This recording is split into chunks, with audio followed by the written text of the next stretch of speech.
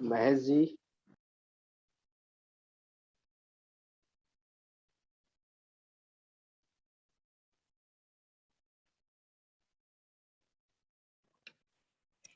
Hello sir, नमस्कार sir. सभी को नमस्कार। मेरा नाम महेश सिंह है और मैं जनपद अमरोहा से हूँ और मास्टर ट्रेनर ग्रुप में पंचायत में भी मैंने काम किया है फिलहाल। बहुत अच्छा। ये दशरथ दास जी से अनुरोध है कि वो अपना परिचय दे दें सभी साथियों को। दशरथ दास जी।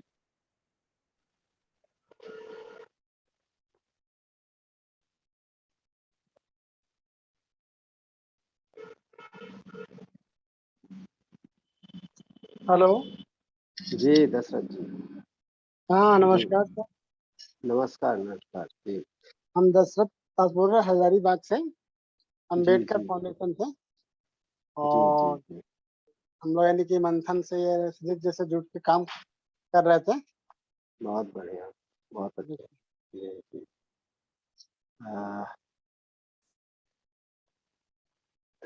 राजेंद्र बघेले जी, राजेंद्र बघेले, राजेंद्र जी। हेलो। जी हेलो। जी राजेंद्र जी। हाँ राजेंद्र जी। नमस्कार सर, मैं राजेंद्र वाघेला, सेतु अभियान भुज से। और अच्छा कुछ से।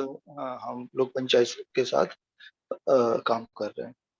क्या मनीष जी भी हैं मेरे ख्याल से सेतु अभियान से? मनीष हाँ हाँ जी। हाँ, वही है हमारे या डायरेक्टर। या मनीष जी को मैं देख रहा हूँ। जी मनीष जी नमस्कार।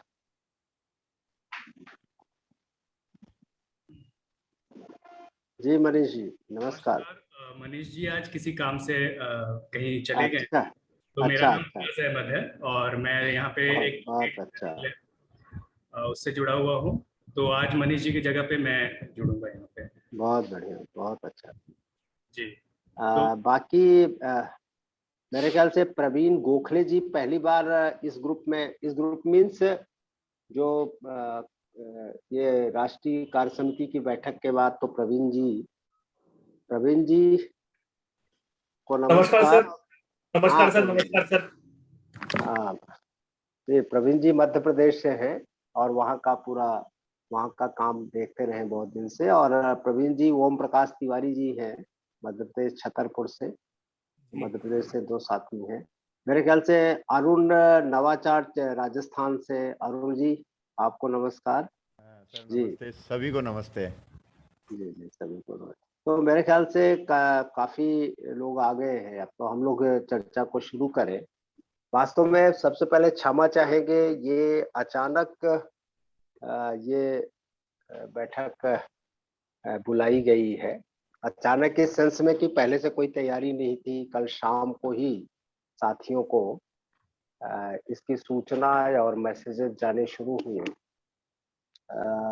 जिस विषय को लेकर के है वो तो है, देख ही रहे हैं। पंच परमेश्वर विद्यापीठ का विषय जो उठा था रांची की बैठक में, और वहां सभी साथियों ने ये तय किया था कि हम पंचायत प्रशिक्षण को पंच परमेश्वर विद्यापीठ के एक तरह के निकाय के रूप में उसको स्थापित करें और उसके माध्यम से चलाया जाए। और इसमें था कि ये अभी उसका कोई स्वरूप नहीं तय हुआ, कुछ नहीं, लेकिन ये था कि ये राज्यों पर ज्यादा आधारित हो।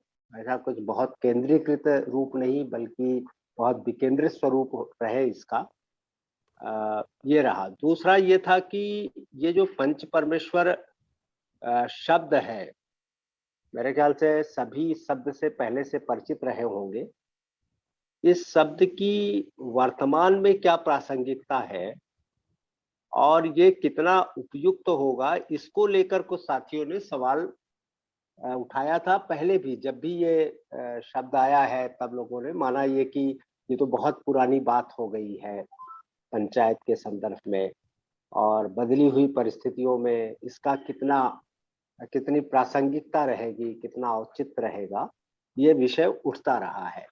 क्योंकि राष्ट्रीय समिति में ये तय हो गया है और वहां पर इस शब्द को और इस पीठ को स्वीकार कर लिया गया है, इसलिए जरूरी था कि सभी साथियों के बीच में इस पर चर्चा होनी चाहिए। क्योंकि ये मानस बहुत हम लोगों का साफ हो और इस पर खुल करके चर्चा होगी, क्योंकि इसकी क्या प्रासंगिकता है या इसका आज की तारीख में इसका नया संदर्भ क्या है, इसको लेकर के आज की मीटिंग का है। और बहुत अनौपचारिक मीटिंग है कि इस पर हम लोग बिल्कुल संवाद करेंगे, आपस में बातचीत करेंगे और जो मन में होंगे फिर ये भी देखेंगे कि ठीक है, अगर ये पंच परमेश्वर का औचित्य और नया संदर्भ समझ में आता है तो इसके आधार पर जो विद्यापीठ बनेगा, उस विद्यापीठ का फिर स्वरूप क्या हो, उस विद्यापीठ को आगे और उसकी अपना अभीष्ट क्या हो और उसकी एक्टिविटी क्या हो, कैसे हो, तो इस क्रम में चलेंगे। लेकिन दो चीजें हैं, तो एक तो ये है कि सामान्यतया जो पंचायत है, पंचायत को लेकर के जैसे उसी तरह आप देखें कि जैसे लोकतंत्र है, तो लोकतंत्र देश में आया, लेकिन लोकतंत्र एक विचार है, लोकतंत्र एक दर्शन है।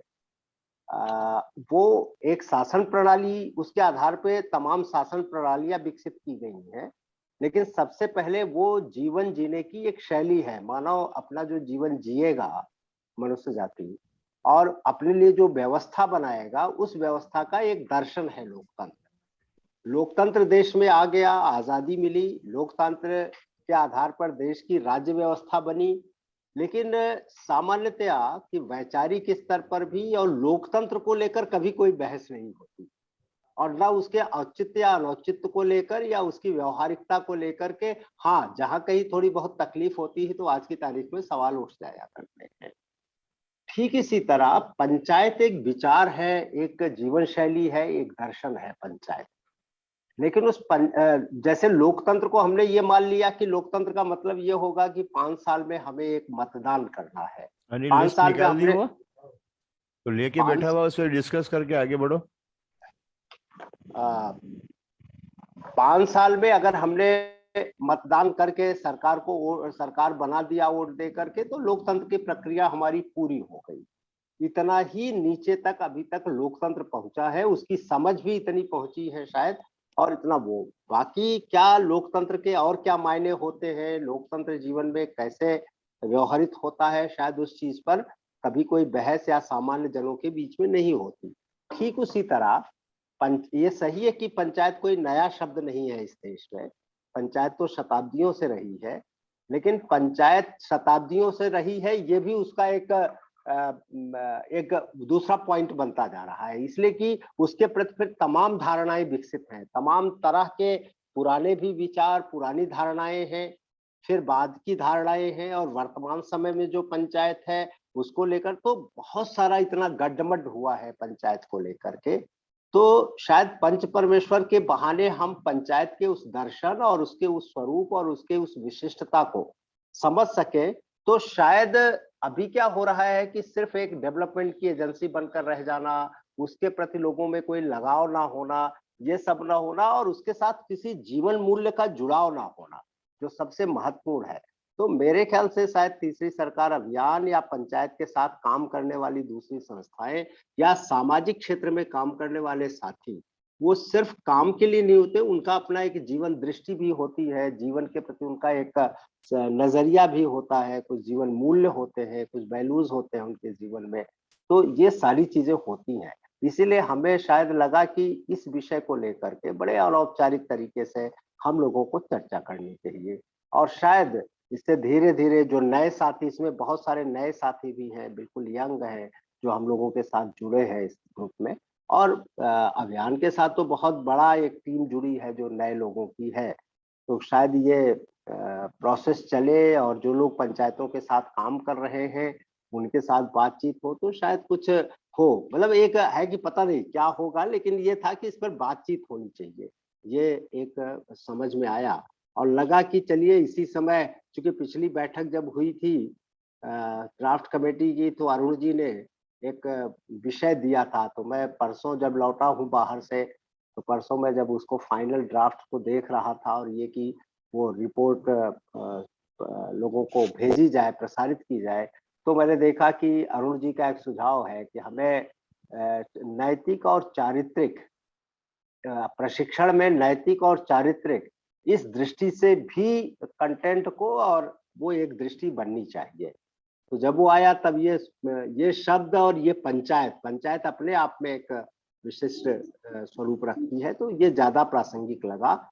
और ये लगा कि शायद ये नवरात्र का समय है, रमजान का भी महीना चल रहा है, बड़ा पवित्र, जिसको हम कहें कि अपनी संस्कृति की दृष्टि से या मानवता की दृष्टि से, ये दोनों नवरात्र और रमजान, ये दोनों जो हैं वो बहुत महत्वपूर्ण समय होते हैं, बड़ी महत्वपूर्ण अवधि होती है। तो अगर इसी अवधि में हम लोग इस पर अपनी चर्चा को शुरू कर सके और एक संवाद सत्र इसके लिए बराबर चले कि कोई आज एक दिन तय कर ले, समय तय कर ले, विषय हर अगले का विषय तय रहे, तो थोड़ी सी सैद्धांतिक चर्चाएं भी विज्ञ हम सारे जो साथी हैं होती रहे, तो हम सबकी समझ भी आगे बढ़ती रहेगी।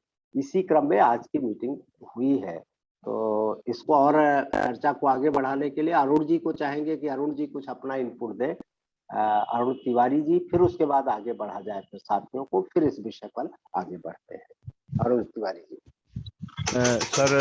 सर मैं अरुण जी 1 मिनट में थोड़ा सा व्यवधान पैदा करूंगा। मैं क्षमा चाहूंगा, मेरी 12 बजे से एक मीटिंग और शेड्यूल्ड है, तो मुझे उस मीटिंग के लिए जाना पड़ेगा। लेकिन मेरे यहाँ से कोई साथी जुड़ेंगे तो जो भी अपडेट्स रहेंगे वो मैं उनसे ले लूंगा। तो मैं 12 बजे तक तो हूँ इसमें, लेकिन 12 बजे तक मैं फिर ये मीटिंग मुझे छोड़नी पड़ेगी, तो मैं क्षमा चाहूंगा।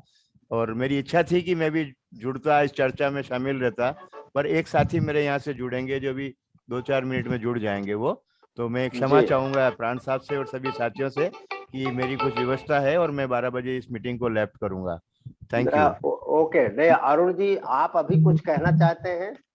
हाँ नहीं, मैं हाँ हेलो नमस्ते। नहीं, मैं सिर्फ ये कह रहा हूँ कि प्राण साहब, ये उचित नहीं होगा कि जो अरुण जी अभी जाने वाले हैं आपके मन में अरुण जी कुछ जिज्ञासाएं हो इस विषय को लेकर के और कुछ सवाल हो तो जरूर उन्हें कह जाइए, ताकि जब आगे संवाद हो तो उसमें उनको ध्यान रखा जाए। हाँ नहीं, ये जो आज का जो विषय रखा है, आज का जो विषय रखा है ये काफी उपयोगी है और स्पष्टता के लिए और प्रभावी पंचायतों की क्रियान्विति को प्रभावी तरीके से लागू करने के लिए बहुत जरूरी है और प्रयास होने ही चाहिए। और जो विषय अभी सर ने उठाया है नैतिक मूल्यों का और चारित्रिक मूल्यों का, तो आजकल जो एक पंचायत के जो प्रतिनिधि चुन के आते हैं उनके अंदर जो एक अलग तरह की सोच बनी हुई है, उस सोच को अगर बदलना है और समाज के स्तर पे कुछ प्रभावी काम करना है तो ये 2 चीजों का होना बहुत जरूरी है। नैतिक मूल्य अगर नहीं है तो फिर वो अपने तरीके से अपनी सोच, अपनी समझ, अपना जो अनुभव है उसके आधार पे काम करेंगे। और अब सबका अपना अपना एजेंडा है, हम देख ही रहे हैं कि किस तरह से पूरा का पूरा परिवेश बदल रहा है। तो ये तो मूलभूत स्तंभ हैं किसी व्यक्ति के, किसी संस्था के, किसी संगठन के आगे बढ़ने के लिए। तो ये बहुत जरूरी है और इस पे जो चर्चा होती है वो जरूरी है। और हमारी जितनी स्पष्टता होगी, हम जितना प्रभावी तरीके से इन चीजों को जमीन तक उतार सकेंगे, वो मुझे लगता है कि ज्यादा उपयोगी रहेगा। और पंच परमेश्वर की जो बात है, तो पंच तो बन जाते हैं लेकिन वो परमेश्वर वाला रूप है या 5 जनों में परमेश्वर की जो उपस्थिति है, उन चीजों को अगर हम स्थापित करते हैं तो ये नैतिक मूल्यों की और चारित्रिक मूल्यों की बात के बिना ये संभव नहीं है। तो मुझे लगता है कि विषय बहुत अच्छा है और मेरी तो इच्छा थी कि मैं इसमें जुड़ता तो मेरा ज्ञान बढ़ता, मेरी समझ बढ़ती, पर कुछ व्यवस्थाएं हैं, मेरा कमिटमेंट था किन्हीं के साथ में, तो वहां मुझे जाना पड़ेगा। लेकिन एक साथी मेरे यहाँ से जुड़ेंगे जो मैं उनसे अपडेट्स लूंगा और मेरे लायक जो भी सहयोग की और योगदान की अपेक्षा तीसरी सरकार अभियान करता है, मैं हमेशा उसके लिए तत्पर रहूंगा। थैंक यू वेरी मच, मुझे परमिशन दी कि मैं उस मीटिंग को अटेंड कर सकूं। Thank you sir, thank you very much. Arun ji बहुत बहुत धन्यवाद, बहुत अच्छा। बहुत बढ़िया। अरुण जी राजस्थान से हैं और नवाचार संस्थान है आपका, पिछले 2.5 साल से तीसरी सरकार अभियान के साथ पूरी तरह जुड़े हैं। इस अभियान के बहुत महत्वपूर्ण हिस्से हैं राजस्थान से। तो कुछ पिछले दिनों कुछ इस गैप रहे कि जिसकी वजह से वो साथियों के बीच में कम रह पाए, लेकिन आगे से इस तरह की व्यवस्था बनती रहेगी और उनका पूरा योगदान और उनकी समझ का हम लोग लाभ उठाते रहेंगे। धन्यवाद अरुण जी, धन्यवाद। अरुण तिवारी जी। जी, आपने बहुत प्राण साहब बहुत अच्छा रेफरेंस छेड़ दिया वो रमजान और नवरात्र वाला।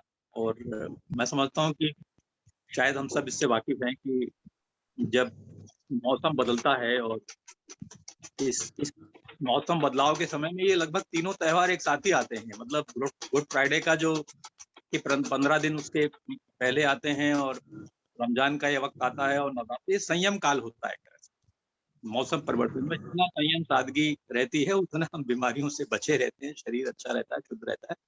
तो कमोबेश मैं तो जो पंच परमेश्वर की जो अवधारणा है और जैसा आप हमें बताते रहे हैं, सिखाते रहे हैं, मैं वही समझता हूँ इसको कि ये समाज में, जीवन में एक संयम, सादगी, सौहार्दपूर्ण व्यवस्था बनाने का एक हस्तक्षेप जैसा ही है ये पंचायत का जो हमारा परंपरागत स्वरूप है। वो कोई सत्ता भाव नहीं है, बस दुर्योग ये हुआ है। और ये जो मेरी चिंताएं खासतौर पर रही हैं वो बार बार ये कहने की कि भाई नैतिक और चारित्रिक नहीं होगा यदि पंच और हमारा पंचायत, ऊपर जो राजनीति के जो दुर्गुण अभी ऊपर की सदनों में है, सभाओं में है, वो नीचे उतरेंगे ही। तो ये जागृत कहीं ऐसा नहीं हो इसी सरकार अभियान और सब साथी मिलकर के जिस जागरण की और जिस सशक्तिकरण की के एक तरह से यज्ञ में लगे हैं, वो नीचे सशक्तिकरण जागरण फिर एक आचार में भ्रष्टाचार भी लाता है यदि वो नैतिक नहीं होता है। तो लिहाज इसलिए आवश्यक लगता है कि वो ऊपर का सत्ता भाव, ऊपर का भ्रष्टाचार, ऊपर का जो भी राजनीति में हम आज देख रहे हैं, वो नीचे न उतरने पाए, बल्कि नीचे से जो शुद्धि हो वो ऊपर की राजनीति में, केंद्र की राजनीति में जाकर के शुद्धिकरण करे, स्वच्छता करे। इसलिए बार बार ये चिंता होती है कि ये कहीं ऐसा नहीं हो जाए कि 10 साल 20 साल बाद ये कहा जाए कि तीसरी सरकार अभियान ने सब कायदे बता दिए, सब कानून बता दिए, सारी जानकारियां दे दी, अब तो पंच भी भ्रष्ट हो गए, ग्राम सभाएं भी अपने अधिकार समझ गई, तो अब ये भी तोल मोल करने लगी, ये भी अपने अधिकारों का पैसा वसूलने लगी। ये ना हो जाए, इसलिए बहुत आवश्यक है कि जो पंच परमेश्वर का जो मूल भाव है, जो परंपरागत पंचायतों का हस्तक्षेप था, मैंने अभी एक छोटा सा लेख लिखा है, उसमें ये बात को इस तरह रखने की कोशिश की है कि जैसे परिवार में कोई बड़ा होता है और परिवार में कोई रिश्ते में जब कुछ आता है तो बड़ा हस्तक्षेप करता है, तो उसकी बात सब मान लेते हैं और जो वो बात करता है वो सबके हित की, वो डांटता भी है और प्रेम भी करता है। तो शायद वो पंचायत उसी तरह की थी और उसी तरह का एक भाव था, एक हस्तक्षेप था गांव के भीतर। जब कोई आवश्यकता हुई तो हस्तक्षेप हुआ, आवश्यकता नहीं हुई तो वो तटस्थ बैठ गया, वो सत्ता नहीं। अभी तो धीरे धीरे पंचायत सत्ता हो गई है और ये एक बड़ी चिंता की बात भी। जैसे बिहार में साहब अभी कल चर्चा में बता रहे थे कि भाई देखिए पंचों को जो अधिकार दिया उसका या उससे क्या हो। तो यदि ये ज्ञान, ये जानकारियां नीचे उतरेंगी तो ये आशंका बहुत बड़ी है कि जो वसूली का काम प्रधान और सचिव मिलकर अभी करते हैं, वो काम फिर नीचे भी उतरेगा और वो भी हिस्सेदारी मांगेगा। तो यदि हिस्सेदारी मांगने का ये जागरण है तो अच्छा है कि इससे तौबा कर ली जाए।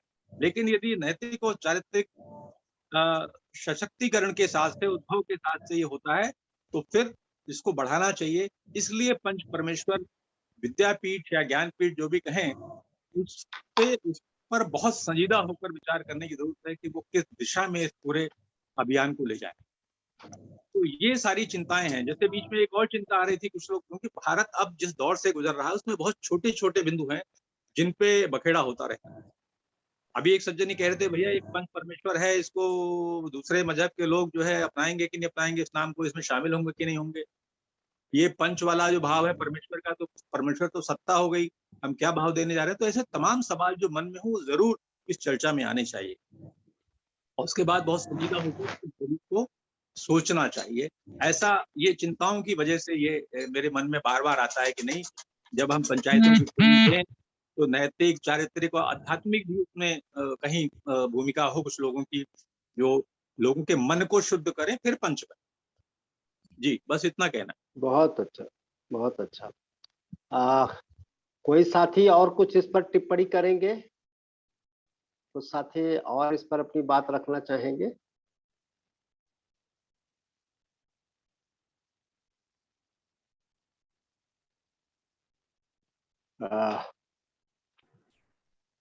बिल्कुल, हाँ, तिवारी जी। बात ना सवाल ही रखें।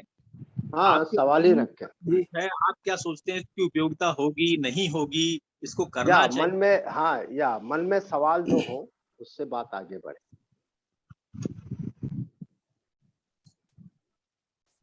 हेलो। फिलहाल मैं सभी को नमस्कार करता हूं जिस परिचर्चा में जुड़े। मैं रुक सकता हूं क्योंकि सवाल से शुरुआत नहीं है मेरी। मेरे अपना जो बचपन का, मेरे गांव का, पंचायत का जो अनुभव है उससे मैं इसको जोड़ के आगे बढ़ाना चाह रहा था कुछ बात को। चलिए तिवारी जी, आप कह दीजिए उस चीज को संक्षेप में। हाँ, जी उस जी बात को जी कह जी दीजिए जी जी। जी। जैसा आप अभी अपने उद्बोधन में कह रहे थे, वक्तव्य में, इसके इंट्रोडक्शन में, कि पंचायतों का जो अस्तित्व है वो आज का नहीं है, बहुत पुराना है। और जो मूलतः जो पंचायतों का जो कामकाज था और जिस हम परिकल्पना में बात कर रहे हैं, पंच परमेश्वर की परिकल्पना में, मैंने बहुत छोटेपन में अपने गांव में अपने परिवार के अंदर से ये चीज देखी है कि ये पंचायतें समाज को कैसे प्रभावित करती थी। और कहीं ना कहीं उनका वास्तव में उस समय मैंने ये अनुभव किया कि उनका समाज के नैतिक और चारित्रिक उत्थान के लिए ही उनका पूरा जोर होता था। और साथ में उस ग्राम समाज की कानूनी व्यवस्था को भी कहीं ना कहीं वो पंचायत देखती थी, हस्तक्षेप करती थी। और मेरा प्रत्यक्ष अनुभव है मेरे गांव का कि बहुत सारे ऐसे मामले जो कानून की तह तक, कचहरी, कोर्ट तक, पुलिस तक जा सकते थे, वो भी नहीं जाते थे। और समरसता के आधार पर, जिसको आज हम न्याय पंचायत की बात करते हैं, या हम जो हम अभी बात करते हैं कि पंचायत राज अधिनियम के तहत जो व्यवस्था एक बनाई जा रही है, उसकी बात करते थे, तब मैंने वो बचपन में देखी थी। मेरा सिर्फ इसमें इतना सा सवाल था कि इसको नैतिक, चारित्रिक को जब हम बात करते हैं तो निश्चित रूप से पंचायत की ये मूल आत्मा होगी, क्योंकि ये लोगों के जीवन के बहुत नजदीक जुड़ी है। या यूं कहें कि जो पंचायत के जो स्टेक होल्डर हैं, जो उसके सरोकार समूह हैं, उनके बहुत करीब से जुड़ी हुई, जबकि हमारी विधायक और सांसदीय राजनीति उन लोगों के उतने करीब से नहीं जुड़ी होती है। मैं अपने अनुभव के आधार पर, हो सकता है मैं गलत भी हूँ, लेकिन पंचायत के प्रतिनिधियों की का जो कामकाज है वो बहुत जीवन से जुड़ा होता है और बहुत त्वरित गति से ये उनको प्रभावित करता है। तो जब हम इसके नैतिक और चारित्रिक बात करते हैं तो इस पे निश्चित तौर पर हम जो जिस पंच परमेश्वर विद्यापीठ की बात करते हैं, तो उसमें ये भी ध्यान रखा जाएगा कि ये इसके लिए, मतलब सीधा सीधा बात है कि हम व्यवहार परिवर्तन की ओर जा रहे हैं। अगर नैतिक और चारित्रिक की बात कर रहे हैं, जैसा कि हमारे अरुण जी ने वहां से कहा था, राजस्थान से, तो हम व्यवहार परिवर्तन की तरफ जा रहे हैं। तो उसके लिए भी हमें कहीं ना कहीं क्या इसमें हम सोच लेके चल रहे हैं। बिल्कुल बिल्कुल, बहुत अच्छा। ये दो लोगों ने, मिथिलेश और अमन ने कहा। अमन, इस समय अमन कुछ कहना चाहते हैं? कोई सवाल है अमन? पहला सवाल। जी नमस्कार जी सर। जी, नहीं नहीं, अभी नमस्कार। सवाल नहीं। ओके ओके, मिथिलेश आप क्या कहना चाहते थे? फिर उस पर मैं आगे। सर, हम कहना चाह रहे थे कि पंच परमेश्वर विद्यापीठ की जरूरत है आज की तारीख में, क्योंकि जो भी प्रशिक्षण हो रहे हैं उसमें नैतिक या चारित्रिक परिपक्ष को कभी कहीं समाहित नहीं किया गया है। सरकार के द्वारा जो ट्रेनिंग प्रशिक्षण दिया गया है उसमें कोई एस्पेक्ट नहीं है। तो इसलिए हम अगर इस माध्यम से उनको देते हैं तो जाहिर सी बात है कि बेहतर कार्यान्वयन और बेहतर रिजल्ट आ पाएगा। और एक ऐतिहासिक जो परिप्रेक्ष्य है पंचायत के साथ, वो भी जुड़ाव महसूस होता रहेगा। इसलिए बहुत अच्छा। अच्छा, आइए जरा मैं एक नए पहलू के साथ इसको शुरू करता हूं और फिर अपेक्षा करता हूं कि आप सबके उसमें इनपुट भी आएंगे और सवाल भी आएंगे। जो विषय रखा था कि पंच परमेश्वर का नया संदर्भ, अर्थात तो बड़ा साफ था कि ये पंच परमेश्वर शब्द जो है और इसका जो भाव है, ये कोई नया नहीं है। ये बहुत पुराना है इस देश में, बल्कि पंचायत के साथ उसके जन्म के साथ, पंचायतों की जब शुरुआत हुई तो शायद उसी के साथ ये शब्द जुड़ गया था। कहीं ना कहीं वो आध्यात्मिक बोध या चारित्रिक बोध, नैतिक बोध पंचायत के साथ जुड़ गया था पंच परमेश्वर के रूप में। और जैसा अभी कह रहे थे कि अरुण जी भी कह रहे थे कि भाई इसको कहीं एक समुदाय का, एक धर्म विशेष का ना मान लिया जाए, दूसरे धर्म का, तो इस तरह के सवाल बार बार उठे हैं। पिछले दिनों जब कभी भी बात हुई है तो सवाल उठे हैं, तो इसलिए था कि इसके उस नए संदर्भ को समझना शायद ज्यादा जरूरी होगा, जिससे कि जब आपके सामने आप इस शब्द का कहीं प्रयोग करेंगे तो लोग जब उस पर कौतूहल व्यक्त करेंगे या कुछ सवाल खड़ा करेंगे, जिज्ञासा करेंगे, तो उसका क्या हम कह सकते हैं, ये जरूर आपस में हम लोगों को तय करना चाहिए। मैंने इस शब्द को जो समझा और जो समझ करके पिछले कई वर्षों से इस शब्द के साथ अपने तादात्म्य को स्थापित किया है, वो कोई किताबों में पढ़ करके नहीं, बल्कि जिसको कहिए कि जीवन की समझ के साथ, जो जीवन के अनुभव रहे उसकी समझ के साथ जो निकला, इसलिए वो एक नए संदर्भ के रूप में देखने की कोशिश है। वास्तव में जब हम पंच परमेश्वर कहते हैं तो दो शब्द हैं, एक शब्द है पंच और एक है परमेश्वर। इन दोनों शब्दों के अर्थ को ठीक से हमें समझने की आवश्यकता है। एक तो पंच शब्द पहला आता है, पंच पांच के अर्थ में भी आता है, जहां पांच है उसको पंच कहते हैं। दूसरा ये है कि हम ये भी देखते हैं कि हमारे यहाँ कहा गया था पांच पंच मिल कीजिए काजा, अर्थात पंच जो है वो पांच से भी अलग है, अर्थात वो पांच ही नहीं है, कुछ और है। तो यहाँ पंच अगर हम व्यवहार में देखें तो ये होता है कि पंच, हम एक व्यक्ति, अभी भी देखिए जहाँ सरपंच और पंच चुने जाते हैं जिन राज्यों में, पंचायती राज के ग्राम पंचायत के स्तर पर जो अध्यक्ष होते हैं, जब पंच सरपंच उनको कहा जाता है तो पंच एक व्यक्ति होता है, व्यक्ति है जिसको एक पंच का दायित्व दिया जाता है। अर्थात पंच जो है एक तरह से एक पद, एक जिम्मेदारी हो गई, पंच एक जिम्मेदारी हो गई। वो जिम्मेदारी है किस बात का? वो लीडरशिप की जिम्मेदारी है, नेतृत्व की जिम्मेदारी है। तो पंच एक तरह से नेतृत्व, नेता हो गया। पंच जो है वो नेता, नेता जो होता है, नेता का दो काम होता है, हम बड़े सरल शब्दों में समझे। एक नेता हमें, या नेता की जरूरत किसी को क्यों होती है? नेता की जरूरत हमें तब होती है जहां हम निर्णय नहीं ले पाते, हम अनिर्णय की स्थिति में पहुंच जाते हैं। उस समय हमें किसी ऐसे व्यक्ति की जरूरत पड़ती है जो हमारे निर्णय में सहयोगी हो सके, या हमारे लिए निर्णय कहते हैं भैया आप बता दो हमें क्या करना चाहिए, हमारी समझ में नहीं आ रहा है कि हमें आगे क्या करना है। अर्थात जिससे हम ये पूछते हैं वो एक तरह से हमारा मार्गदर्शक बन जाता है। हमें, जैसे हम कहीं चौराहे पर खड़े हो, हमें पूरब जाना है कि पश्चिम जाना है कि उत्तर जाना है कि दक्षिण जाना है, जब हमें समझ में नहीं आता तो हम किसी से पूछते हैं कि हमें किस रास्ते पर, जीवन का कौन सा रास्ता चुनना चाहिए। जब वो मुझे जीवन का रास्ता बताता है तो एक तरह से वो हमारा मार्गदर्शक होता है। एक अर्थ पंच का, नेतृत्व का, ये नेतृत्व का एक अर्थ निकलता है कि वो हमारा मार्गदर्शक होता है, हमारे निर्णय में वो, हमारे लिए वो सही निर्णय लेता है या सही निर्णय के लिए हमें तैयार करता है, हमें प्रेरित करता है।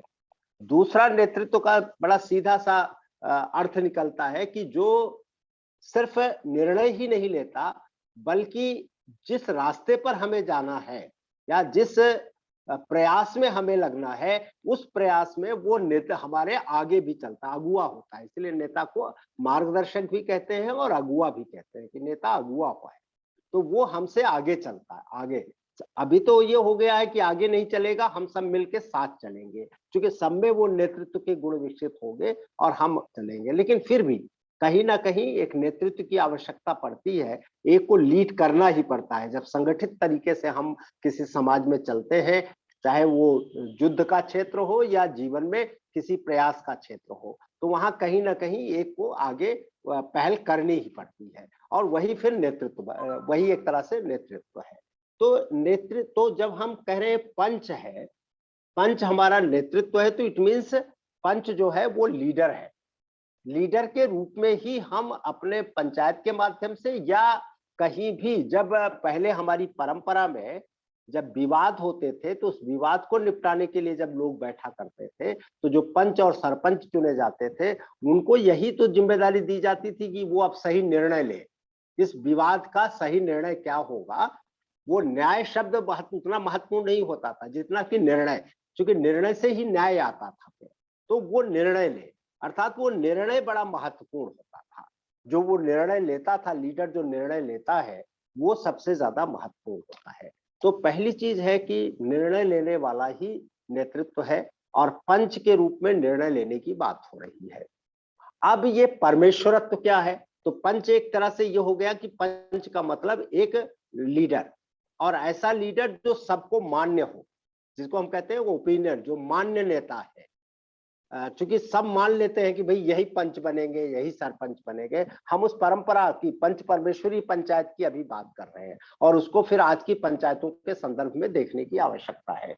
तो वहां पंच परमेश्वरी पंचायत पे तो यही होता था ना कि भाई सब लोग सहमत हो जाते थे कि ये पंच बनेंगे, ये सरपंच होंगे, यही बताएंगे कि क्या सही है क्या गलत है। तो सही और गलत का निर्णय लेने वाला जो होता है वो हुआ वो नेता के रूप में। परमेश्वरत्व जो है वो क्या है, क्या ईश्वर या सत्ता, जैसे अभी अरुण जी ने कहा जब परमेश्वर कहते हैं तो एक सत्ता का बोध हो जाता है। वास्तव में ये उसके जिसको कहते हैं दिखाई पड़ने वाले वो लक्षण है या दिखाई पड़ने वाले अर्थ है, या जो अर्थ समाज में प्रचलित हो गया है वो अर्थ है। लेकिन थोड़ा सा अगर हम उस परमेश्वरत्व को और डीप में जा करके देखें तो जो समझ में आता है, माना यह जाता है कि ये जो आप देखे होंगे कि जजों के सामने या समाज में जब भी कुछ चीज होती है तो एक शब्द प्रयोग किया जाता है जब भी कि आपको विवेक, अपने विवेक का प्रयोग करना चाहिए। विवेक शब्द का प्रयोग किया जाता है। विवेक विवेक उसको कहते हैं जो दूध और पानी को भी अलग कर देता है। बुद्धि का एक ऐसा स्तर या बुद्धि का एक ऐसा लेवल, हमारे ज्ञान का, हमारी समझ का एक ऐसा स्तर जो दूध और पानी को भी अलग कर देता है, उसे विवेक कहा जाता है। क्षीर नीर विवेक ये शब्द प्रयोग होता है, आप सबने पढ़ा भी है, सुना है कि क्षीर नीर विवेक। जो विवेक वो है जो क्षीर को और नीर को अलग कर दे, अर्थात इतना तीक्ष्ण हो, इतना शार्प हो कि वो सही और गलत का निर्णय ले लेता हो। तो ये विवेक जो है ये बड़ा महत्वपूर्ण होता है। ये विवेक शब्द की अंग्रेजी में तो कोई शब्द मिला नहीं, मैंने बड़ी कोशिश की कि कोई विवेक शब्द का अंग्रेजी में सही अर्थ, सही शब्द मिल जाए, नहीं मिला। लेकिन विवेक को जब पढ़ने लगा, बहुत ढूंढा कि विवेक शब्द का अर्थ क्या हो, तो मुझे पातंजल योग सूत्र में विवेक शब्द का अर्थ मिला। वहां पर विवेक शब्द का प्रयोग पातंजल के योग सूत्र में आया था, और योग सूत्र में, पातंजल के योग सूत्र में उसको ये बताया था कि एक कहते हैं कि जब योगी अपनी साधना करते हुए, ध्यान करते हुए एक लेवल पर जाता है जहां उसकी प्रज्ञा बुद्धि जागृत होती है, बुद्धि का वो लेवल जो प्रज्ञा है, सुना हो शायद, ये शब्द भी बड़ा कॉमन है, प्रज्ञा शब्द, बुद्धि का एक स्तर जहां प्रज्ञा बुद्धि जिसको कहते हैं।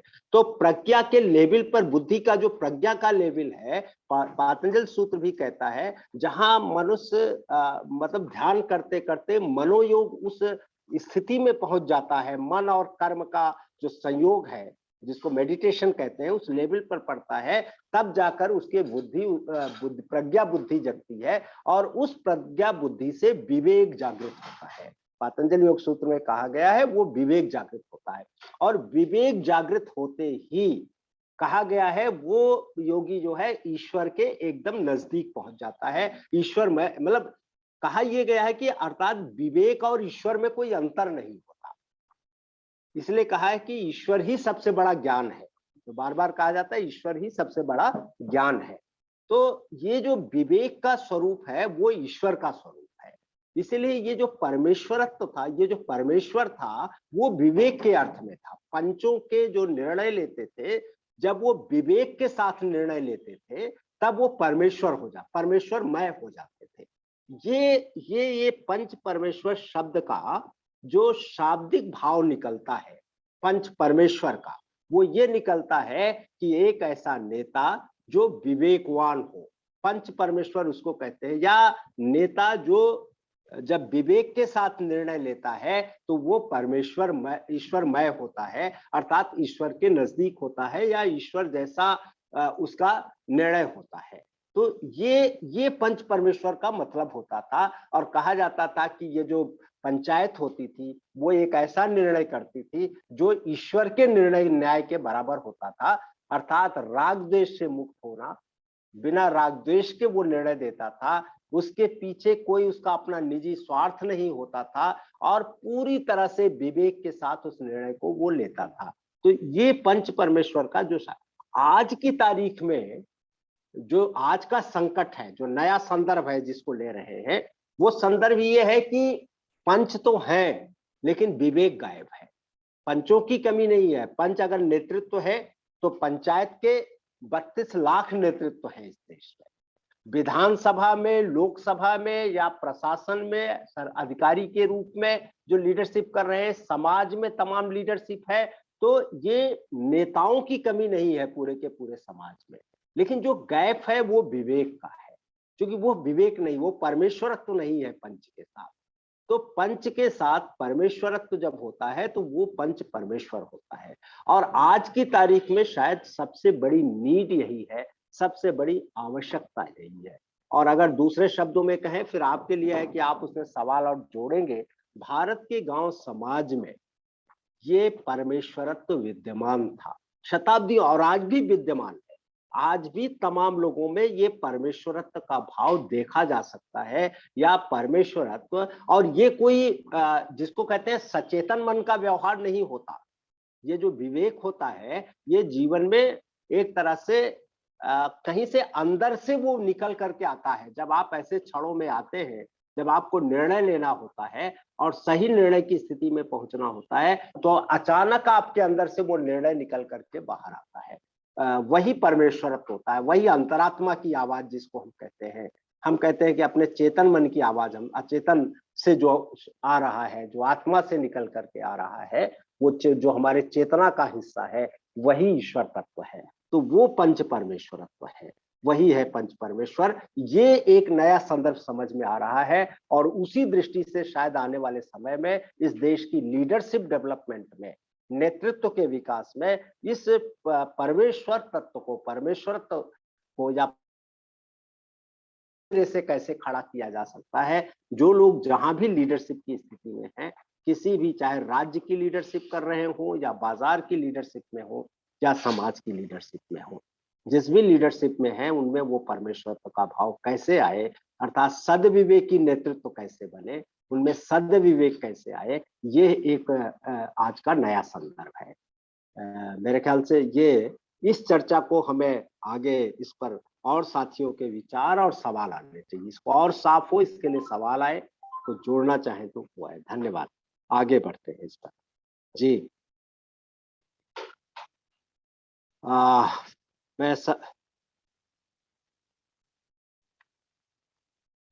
चलिए साथी इसको आगे बढ़ाएं, कुछ सवाल जो मन में आया है इस विचार के साथ।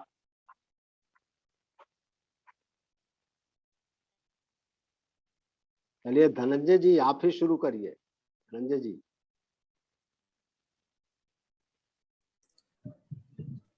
प्रणाम सर। जी सर, आपने एक सवाल का तो उत्तर मुझे आपका जो अभी परिचर्चा हुआ है, आपने जो बताया उसमें कंफर्म हो गया। पंच और परमेश्वर को लेके थोड़ा सा था एक मन में कि भाई आजकल तो जैसे हम वार्ड मेंबरों की ट्रेनिंग देते हैं, तो अब वो मैं पंच को 5 अंक के रूप में ले रहा था, और आजकल तो वो जो लिस्ट है अगुवा लोगों की और गांव को चलाने वालों की, उनकी संख्या ज्यादा है, तो मेंबर और प्रधानों को लेके, तो उसका कॉन्सेप्ट जो आपने बताया वो समझ में आया। दूसरा मुझे जो एक बात कहनी थी कि जब हम नैतिक और चारित्रिक मूल्य की बात कर रहे हैं, तो अगर हम संविधान को अंगीकृत और अधिनियमित करने की जिम्मेदारी लेते हैं, तो इसे क्यों न संवैधानिक मूल्य से हम लोग संबोधित करें।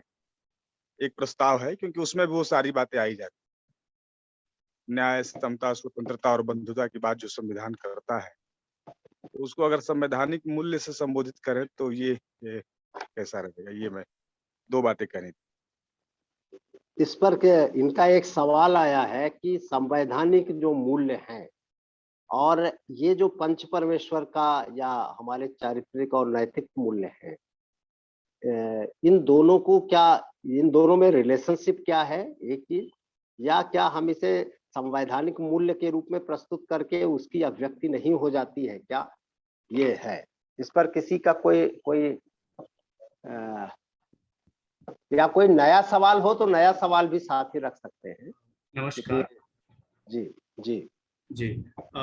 तो इसी से संबंधित मेरा एक सवाल और एक चीज जोड़ना चाहता हूँ, जो संविधान के मूलभूत की जो बात करी है अभी, इसमें यह है कि जैसे संविधान है उसका एक प्रियम्बल है जो निचोड़ है, जिसको हम मान के चलते हैं, जिसको सुप्रीम कोर्ट ने भी कह दिया कि ये जो मूलभूत है ये कभी चेंज नहीं होगा, है ना।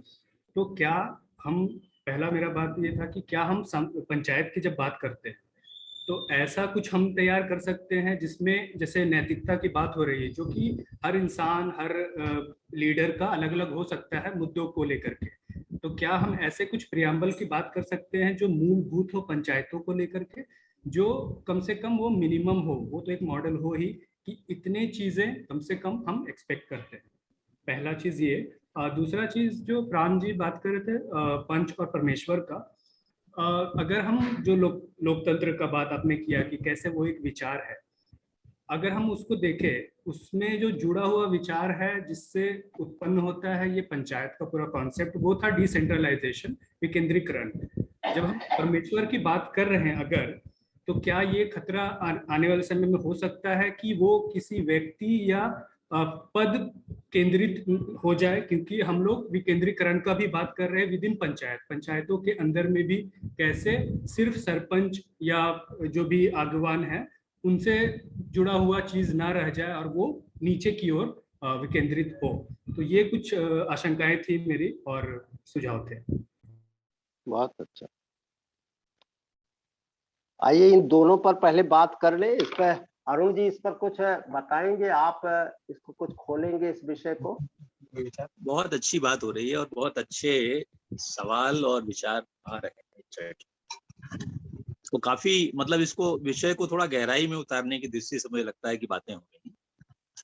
और एक तरह से जो जैसा प्रेम्बल की बात कर रहे थे, और मुझे लगता है कि जो अवधारणा आपने रखी है वो पंच परमेश्वरी यानी पंचायत का जो स्वरूप रखा है, जिसमें ईश्वर का एक भाव है, वो सब रखा है। हमारा संविधान यदि देखें तो उसको सपोर्ट ही करता है।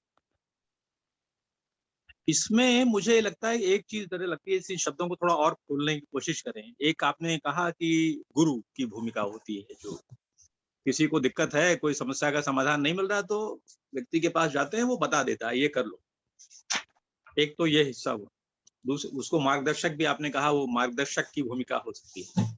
एक नेतृत्व की भूमिका आपने विषय को बताते हुए रखी कि नेतृत्व होता है वो निर्णय लेता है। और यहाँ पर थोड़ा सा मुझे ये कहना है कि आज नए संदर्भ और नए परिदृश्य को देखते हुए भारत के, आज नेतृत्व जिस तरह का हम लोग चुन के भेज रहे हैं, इस प्रक्रिया से भेज रहे हैं, नेतृत्व बिल्कुल ये समझने लगा है कि मैं ही जज हूं, मैं ही मार्गदर्शक हूं, मैं ही फैसला लेने वाला हूं, मैं ही जो तय करूंगा वो होगा।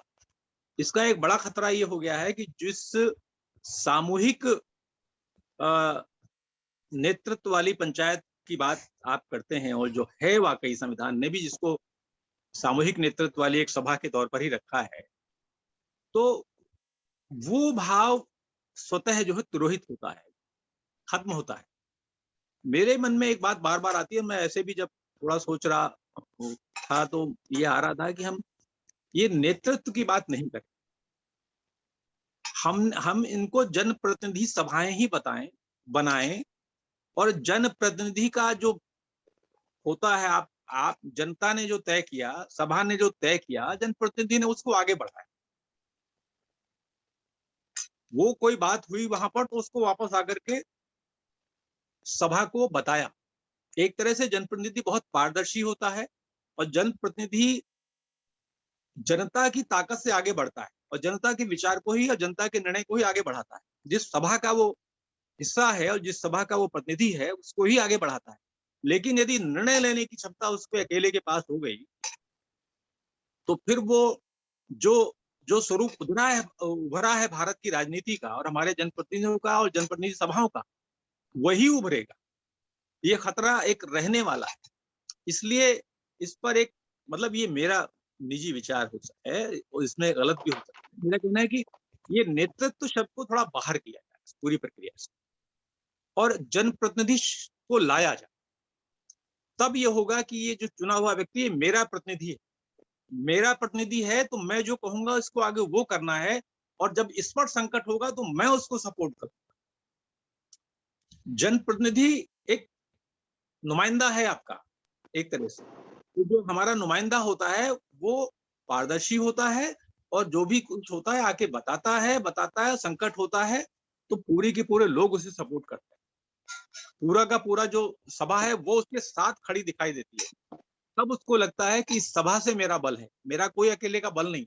अभी तो जो चुनकर जा रहे हैं उनको लगता है हम बलवान हैं, हम महाबली हैं। हमारी संसदों में, विधानसभाओं में जो जाकर बैठ गए हैं, इवन हमारे प्रधान अब समझते हैं महाबली।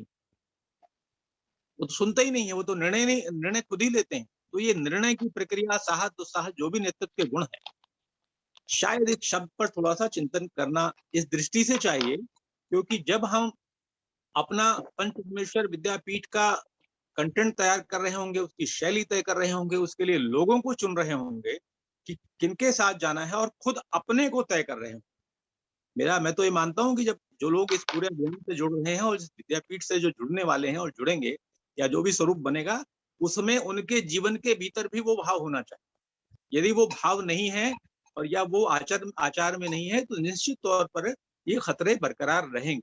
तो एक इस शब्द पर थोड़ा सा विचार करने की जरूरत है।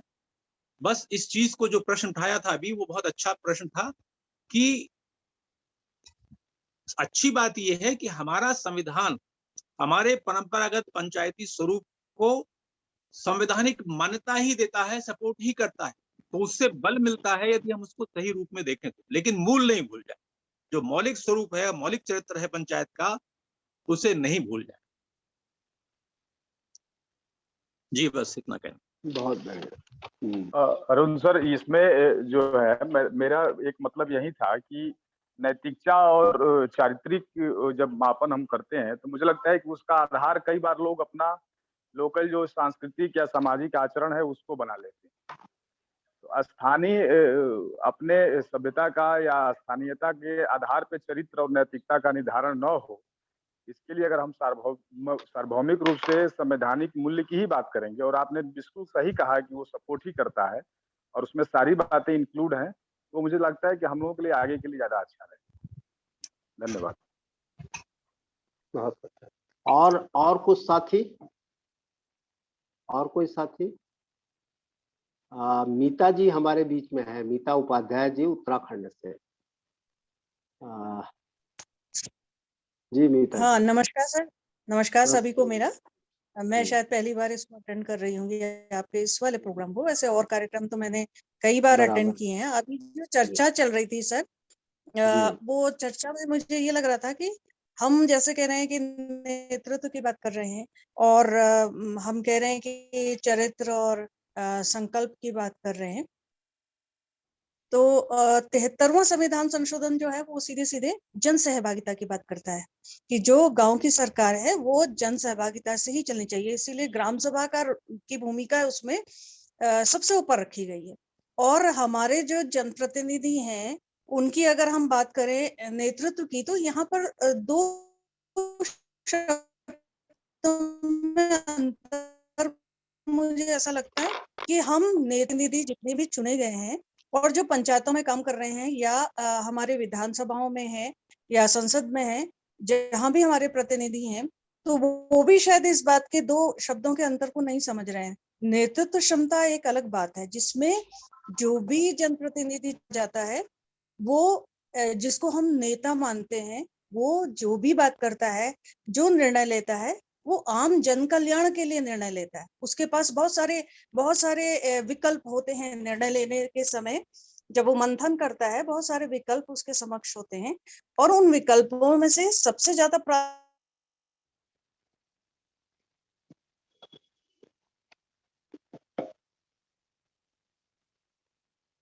और जो जन सहभागिता से ही लोगों के सरोकारों को लेकर के सोच करके उनका मंथन करके ही निर्णय ले, वही नेता है। अभी जो नेतृत्व की बात हम कर रहे हैं वो नेतृत्व नहीं है, वो नेतागिरी है। नेतागिरी में अहम का भाव, दबंगई का भाव और व्यक्तिगत स्वार्थ का भाव इस शब्द में निहित है। तो हमें इन दो शब्दों को अलग अलग समझना पड़ेगा। और हमारा जो संविधान है जिसमें जो संशोधन भी किया गया था, उसकी आत्मा भी यही है कि जितने भी लोक कल्याण के कार्य हों, गांवों की पंचायतें हों, गांव के सर्वांगीण विकास की बात अगर हम करते हैं तो वहां पर जन सहभागिता सर्वप्रथम आवश्यक है। इसीलिए वहां पर महिलाओं के आरक्षण की बात की गई है, क्योंकि अभी तक महिलाओं के सरोकारों से जुड़े मुद्दों को हम लोग सोच ही नहीं पा रहे थे, उनके लिए हम निर्णय ले ही नहीं पा रहे थे। दलितों की बात की गई है, रिजर्व क्लास की बात की गई है, आरक्षित सीटों की बात की गई है, वो सिर्फ इसलिए कि आम जन सरोकार जो है, आम समस्याएं जो हैं, उनको संबोधित किया जा सके, उन पर भी निर्णय लेने के लिए उनके लोग वहां पर मौजूद हों। तो सच्ची सरकार तो वही है जो सारे लोगों के, जो समाज में जितने ग्राम सभा के जितने सदस्य भी हैं, उनके सबके सरोकारों को लेकर के तब जो एक सार्वभौम निर्णय जो लें ग्राम के विकास के लिए, वो उस पर आधारित हो कि जन कल्याण। तो जो सच्चा नेता है वो इसी को लेकर के चलेगा और इसी आत्मा को लेकर के, इसी भावना को लेकर के हमें पंचायतों के विकास की बात करनी होगी सर। आगे फिर मैं अभी, क्योंकि मुझे विषय बहुत ज्यादा समझ में नहीं आया था, जितना कुछ मैं समझ पा रही हूँ तो उसी से मैंने अपने को जोड़ा है। अभी मैं आप लोगों के साथ हूँ तो फिर मैं आगे भी बात करती रहूंगी, पूछती रहूंगी प्रश्न। धन्यवाद सर। बहुत सारे विद्वान बहुत अच्छा, बहुत अच्छा ने, बहुत अच्छा आपने उसको।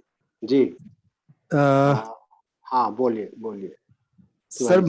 मेरा अभी कुछ भ्रम बना हुआ है कि एक तरफ हम देख रहे हैं कि जब जिस हम पंच परमेश्वर की बात कर रहे हैं वो हमारे समाज में बहुत पहले से स्थापित रहा है और वो कोई नई बात भी नहीं है और वो कोई डाउट करने जैसी स्थिति भी नहीं है। हम सबके पूर्व जो समाज जहां जहां भी हम रहे हैं हमारे देश में, वो एक व्यवस्था थी जिससे समाज चलता था। उसके बाद जब हम आजाद हुए तो हमने एक संवैधानिक व्यवस्था को अपनाया और संवैधानिक व्यवस्था में हमारे प्रियम्बल से लेके सारी चीजें लिखी गई और उसके आधार पर ये तय हुआ कि हमारा देश का जो नागरिक जीवन होगा वो चलेगा। लेकिन इसी बीच में हमने लगातार देखा कि उन तमाम सारी मूल्यों के होते हुए, प्रियम्बल्स में लिखी गई बातों को होते हुए भी हम पंच परमेश्वरत्व के भाव को, यानी कि उस विवेक को हम बनाए रखने में कामयाब नहीं हुए, बल्कि हम उसमें और गिरावट की ओर जाते चले जा रहे हैं और वो गिरावट रुक नहीं रही है। तब क्या हमें उस व्यवस्था के बारे में नए सिरे से नहीं सोचना होगा या हमें अपने फ्रेम को थोड़ा अलग तरह से नहीं देखना होगा? ये मेरा थोड़ा सा कंफ्यूजन बना हुआ है। जी जी जी, बहुत अच्छा। मेरे ख्याल से जितने सवाल आए हैं उन पर थोड़ी बातचीत कर ली जाए, या और नए सवाल या नए विचार आमंत्रित किए जाए। या कुछ लोग अपनी बात रखना चाहें तो रख सकते हैं, या मेरे ख्याल से इतना हो गया है, छोटे छोटे में ही बात चलेंगे। हाँ ओके, क्योंकि 1 बजे आज का सत्र खत्म भी होना है। तो आज हेलो, बहुत डिस्टर्बेंस आ रहा है। हाँ राजेंद्र, हाँ डिस्टर्बेंस बहुत आ रहा है। बोलिए। कहाँ से आ रहा है पहले तो ये थोड़ा बंद हो जाए। सर आपने बहुत अच्छी तरह से ये मतलब एक कॉन्सेप्ट हमारे लिए तो कुछ मतलब है पुराना, लेकिन नई पीढ़ी को जानने के लिए बहुत बढ़िया तरीका था आपका जो समझाने के लिए कि नैतिकता और चारित्र निर्माण की बात के तरह से आगे बढ़े। लेकिन सर मुझे ये समझना था उसके अंदर कि जो पहले जो लोग थे, मतलब कि हम, क्योंकि ये पंच परमेश्वर का जो कॉन्सेप्ट है ये हमारी पीढ़ी तो बहुत दूर की पीढ़ी से चले आ रहा है, लेकिन जब से संविधान आया है तब से इसके बाद में एक सर ने अभी भी बताया कि बहुत गिरावट आई। तो उसके लिए हमें एक तो ये समझना पड़ेगा कि इसके लिए जिम्मेदार कौन है, तो ये गिरावट क्यों आ रही है। और हम हम अभी जो पंचायत के लोगों को चुन रहे हैं, तो उसके अंदर क्या हम वो पंच परमेश्वर वाला जो विवेक है वो देख पा रहे हैं, अथवा जो चुने हुए हैं ये इसका उनका अमलीकरण कर रहे हैं, तो क्यों नहीं कर रहे? और उसके लिए अभी का हाल का जो गवर्नमेंट का जो स्ट्रक्चर है, तो उसमें कहाँ गैप है, क्योंकि सरकार ही कुछ ना कुछ उसमें ज्यादा से ज्यादा कर सकती है कि कुछ ना कुछ, जैसे कि हमारा जो 29 विषय है, लेकिन कई राज्यों को बहुत कम विषय पर पंचायतों को काम करने का उसका अनुमति है, बरोबर। जैसे कि हमारे गुजरात के अंदर 14 विषय पर भी हम काम कर सकते हैं, बाकी में तो बिल्कुल नहीं कर सकते। अमुक में तो आंशिक रूप से काम कर सकते हैं जो पंचायत करते हैं, ठीक है। तो उसमें कुछ क्या हम चेंजेस की बात कर सकते हैं, कुछ नीति विषयक बदलाव की बात कर सकते हैं, कि जैसे कि देखते हैं कि हम ज्यादातर, मुझे कहना तो नहीं चाहिए, लेकिन ज्यादा से ज्यादा पहले की मुकाबले अभी की सरकार वो पैसे के पीछे, लालच के, भ्रष्टता की ओर बहुत अग्रसर हो रही है, ऐसा मुझे लग रहा है। Thank you sir. बहुत अच्छा, बहुत अच्छा। मेरे ख्याल से बहुत सारे नए विषय खुल करके सामने आए हैं और एक तरह से आगे अगले सत्रों की चर्चा के लिए भी पर्याप्त विषय मिल गए हैं। तो ये चर्चा तो अनवरत चलनी है, विषय को लेकर के आगे बढ़ते रहेंगे, क्योंकि हर बार हम कोशिश करेंगे कि अगर जितना टाइम तय किया गया है उस टाइम पर इस चर्चा को खत्म करें। तो आज 1 बजे चर्चा खत्म होनी है, तो मे बी कि आज कुछ ही विषय उसमें से टच किए जा सकते हैं, लेकिन हम लोग तय कर लेंगे बैठक खत्म होने से पहले, क्योंकि 10 मिनट पहले मतलब हमें कोशिश करें कि इसे अगले 15-20 मिनट में इसको समेटे चर्चा को, और चर्चा को समेटकर फिर 10 मिनट हम लोगों के पास इस बात के लिए रहे कि अगला इसका क्या स्वरूप होगा और आगे कहाँ ले जाएंगे। इसलिए जितने सवाल आए हैं, मेरे ख्याल से आशुतोष भी हैं तो नोट भी कर रहे होंगे, और इसकी रिकॉर्डिंग हो रही है विनोद, या नहीं? विनोद जी? हाँ सर, रिकॉर्ड हो रहा है। हाँ, ये रिकॉर्ड भी हो रहा है, तो ये आप सबको ग्रुप में भी मिल जाएगा, और दूसरा सबको इंडिविजुअल भी इसकी रिकॉर्डिंग भेज दी जाएगी, क्योंकि उस रिकॉर्डिंग को भी आप बार बार सुनेंगे चर्चा को, तो मेरे ख्याल से बहुत सारी चीजें फिर, क्योंकि वो अंदर से आपके अंदर ही उसका उत्तर मिलने लग जाएगा, एक सीमा के बाद वो उत्तर अपने आप मिलने लग जाता है उन सवालों के। तो यही इसी को कहते हैं विवेक का जागृत होना, वो अपने आप जब सवालों के उत्तर मिलने लग जाते हैं। तो मैं उस पे आता हूँ 2-4 पॉइंट पर जो अरुण जी ने उठाए थे, लेकिन उससे पहले 1-2 जो मौलिक बात है वो जरूर समझना चाहिए हमें जरा, क्योंकि हम कह रहे थे कि ये पंचायत जो थी, जिस पंचायत की पंच परमेश्वरी पंचायत की बात हो रही है, वो संस्कृति की पंचायत थी, हमारी कल्चर की हमारी पंचायत थी। और आज जो 73वें संविधान संशोधन के बाद जो पंचायत हमारे सामने नई पंचायती व्यवस्था आई है, वो संविधान की पंचायत है। तो संस्कृति और संविधान के बीच का रिश्ता क्या है, ये जानना बहुत जरूरी है, तभी तो शायद हम आगे बढ़ सकेंगे, इस चीज को आगे ले जा सकेंगे। पहले तो दोनों के अंतर को समझने की आवश्यकता है। पहला ये है कि संस्कृति जो होती है वो समाज की होती है, मतलब समाज जो है, समाज जिन मूल्यों पर चलता है, जिस तरीके से चलता है, उसे ही हम संस्कृति कहते हैं। तो संस्कृति समाज की होती है, और संविधान मोटे तौर से राज्य के लिए होता है, राज्य उसे बनाता है, राज्य के अंतर्गत बनाता है और राज्य के संचालन के लिए होता है। संस्कृति समाज के संचालन के लिए होती है मोटे तौर से। जब संविधान नहीं था, राज्य नहीं होते थे, संविधान नहीं होता था, तब भी समाज था और समाज की संस्कृति थी। लेकिन बीच में राज्य आया और राज्य ने अपने को चलाने के लिए फिर संविधान बनाया, या पहले कुछ नियम बने, उन नियमों के तहत राज्य की स्थापना हुई, जैसा भी मान लीजिए।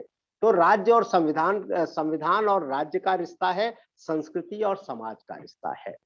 दूसरा ये है कि ये जो समाज होता है, ये संबंधों पर चलता है, रिलेशनशिप पर चलता है। मेरे ख्याल से आप सब इसको टू द पॉइंट समझ भी रहे होंगे। संस्कृति समाज की है और समाज संबंधों से चलता है। संविधान राज्य का है और राज्य जो है वो कानून से चलता है। तो दो चीजें हो गई, एक संबंध हो गया और एक कानून हो गया, ठीक है। संबंध जो होता है वो दायित्व का बोध कराता है, रिस्पॉन्सिबिलिटी बताता है।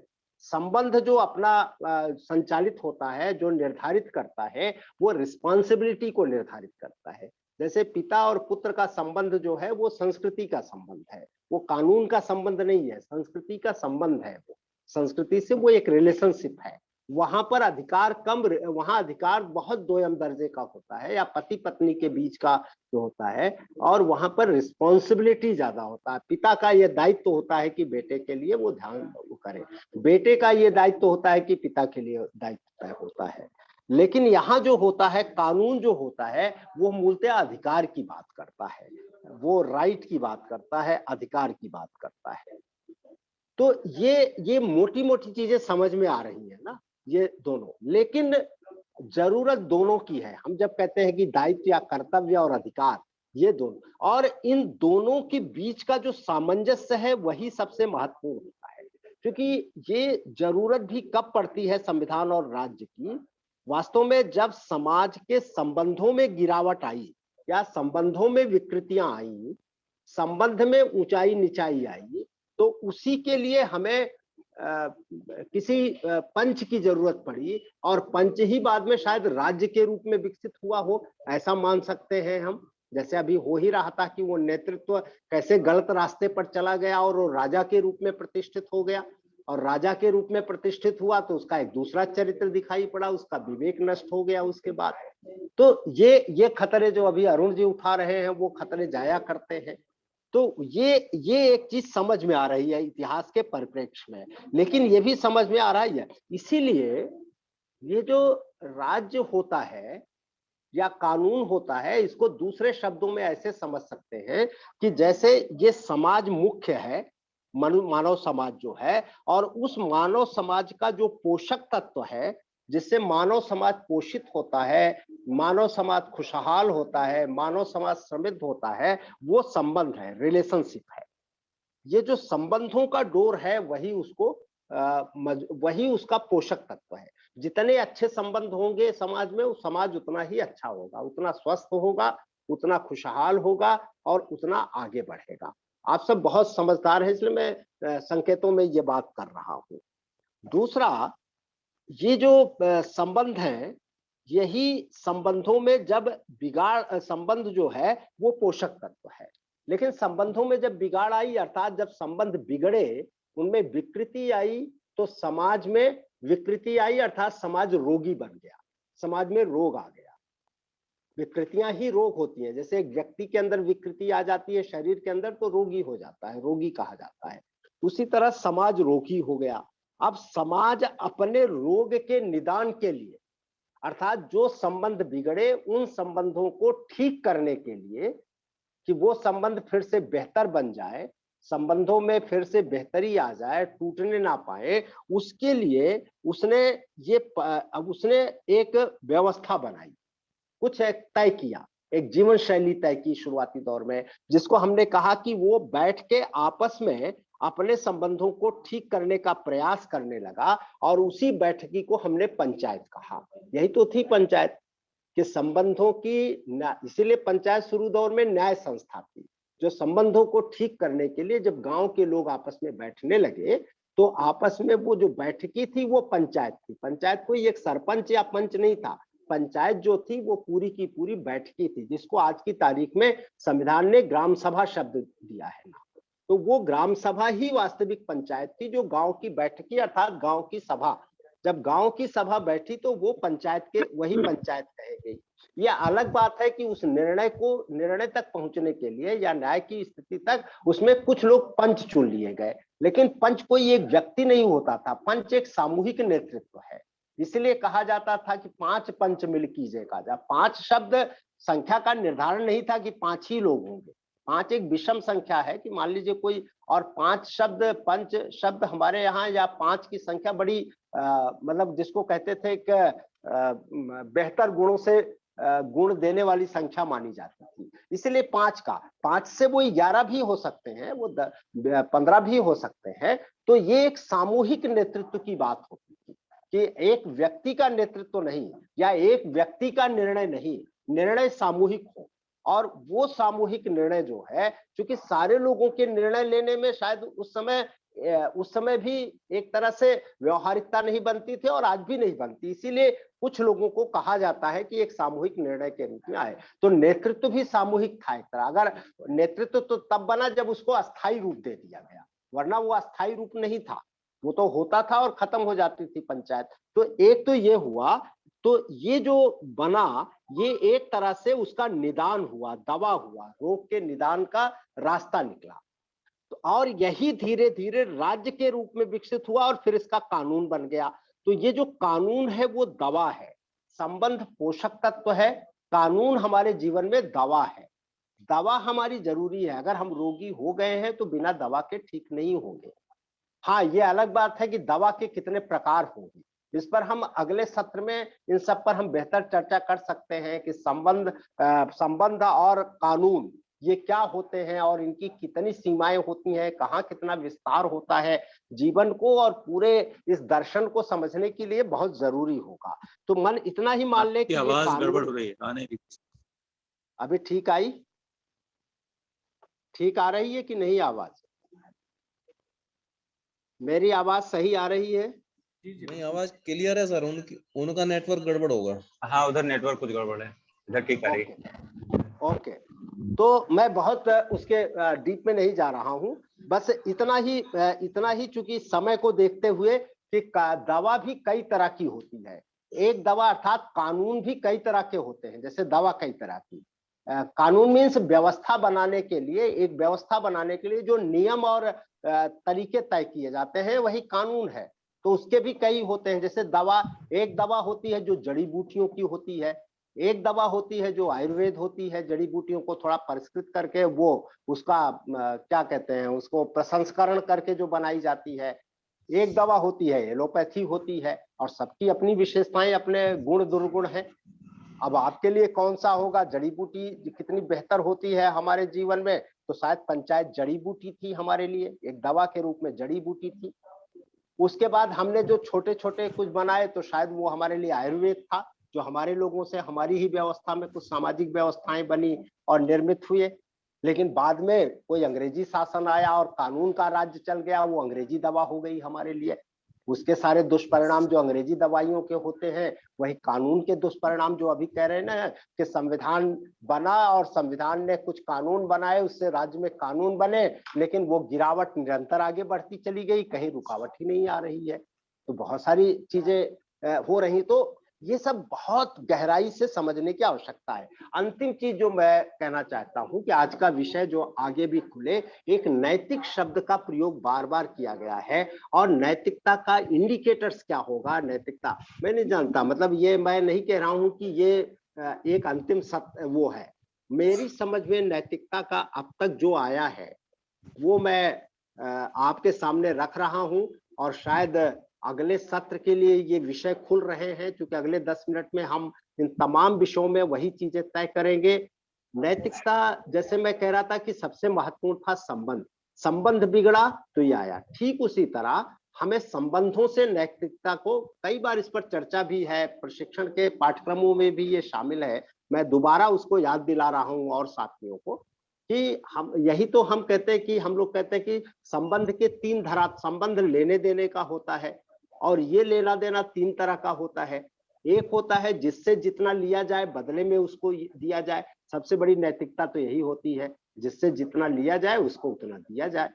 शायद सबसे बड़ी ईमानदारी, सबसे बड़ी नैतिकता, मुझे लगता है कि इससे कुछ नहीं। अगर इसकी और व्याख्या करेंगे तो बहुत लेना देना सिर्फ भौतिक वस्तुओं का ही नहीं, पूंजी का ही नहीं, पैसे का ही नहीं, भावनाओं का भी।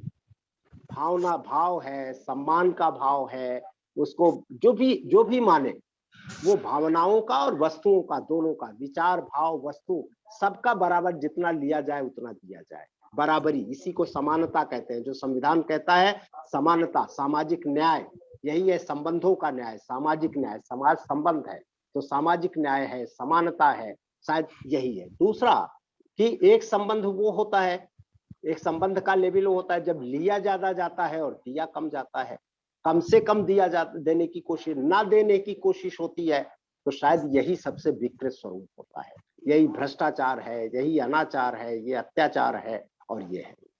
और एक पहला वाला मनुष्य का गुण हो सकता है, दूसरा वाला शैतान का गुण हो सकता है, और तीसरा है जब दिया अधिक से अधिक जाता है, लिया कम से कम जाता है, यही ऋषि तत्व है, ऋषित्व है, और यही जाकर के देव तत्व है। तो ये जो रिलेशनशिप है, नैतिकता का आकलन इसके साथ जोड़कर अगर हम देखने की कोशिश करें, अगर हम कहते हैं कि हम एक नैतिक बोध हमारा क्या होगा समाज के प्रति, संबंधों के प्रति, रिलेशनशिप के साथ ही नैतिक बोध, सारा का सारा पूरे की पूरी मानव समाज जो संबंधों पर बनता है, उसका केंद्र बिंदु रिलेशनशिप है, केंद्र बिंदु संबंध है। कानून उस संबंधों की बेहतरी के लिए है, उसका एक निदान है, उसका उपाय है। जो उसमें रोग आया है उसके निदान के रूप में कानून आया है। वो कितना उसके लिए हो रहा है या और ज्यादा रोग पैदा कर रहा है, ये सेकेंडरी चीज हो, ये दूसरे स्तर पर सोचने की बात है। तो ये मोटे तौर से कुछ चीजें ये हैं जो शायद हमें उस दिशा की ओर ले जाए, और इन विषयों पर जिन पर इतनी सारी चर्चाएं हम लोग कर रहे हैं, और इसी अर्थ में शायद, और संविधान का मूल, जैसे मैं कहता हूं कानून का धर्म यही है कि वो समाज के संबंधों को ठीक करे। तो देश के किसी भी संविधान का यह धर्म होता है, संविधान बनाया ही इसीलिए जाता है कि उस समाज के जो सांस्कृतिक मूल्य हैं, उन सांस्कृतिक मूल्यों की रक्षा करे, उन सांस्कृतिक मूल्यों का संवर्धन करे और उनका विकास करे। संविधान होता ही, दुनिया के सारे संविधानों के पीछे की जो दृष्टि है यही मानी जाती है कि संविधान इसी बात के लिए होता है। जिस हम न्याय की बात करते हैं, स्वतंत्रता की बात करते हैं, समानता की बात करते हैं, और ये सारी चीजें बंधुता के लिए अगर है, तो यही बंधुता और यही सारी चीजें हमारी संस्कृति की धरोहर रही है, और उन्हीं को आगे ले जाने के लिए संविधान की हमने रचना की थी और उन संविधान के वो मूल्य तय किए थे।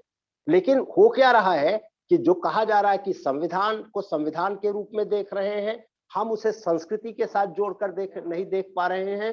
तो कहीं ना कहीं संविधान एक कटघरे, एक दायरे में सीमित हो गया है, और कानून की नजरों से ही सिर्फ देखा जाने लगा है, जहां सिर्फ अधिकार की भाषा चलती है, रिस्पॉन्सिबिलिटी और दायित्वबोध उसके साथ खत्म हो जाता है, और वो खत्म होता है तो रिश्ते खत्म होते हैं उसके साथ, और फिर संरक्षण की बात कौन कहे संस्कृति के क्षय का रास्ता और प्रखर हो जाता है।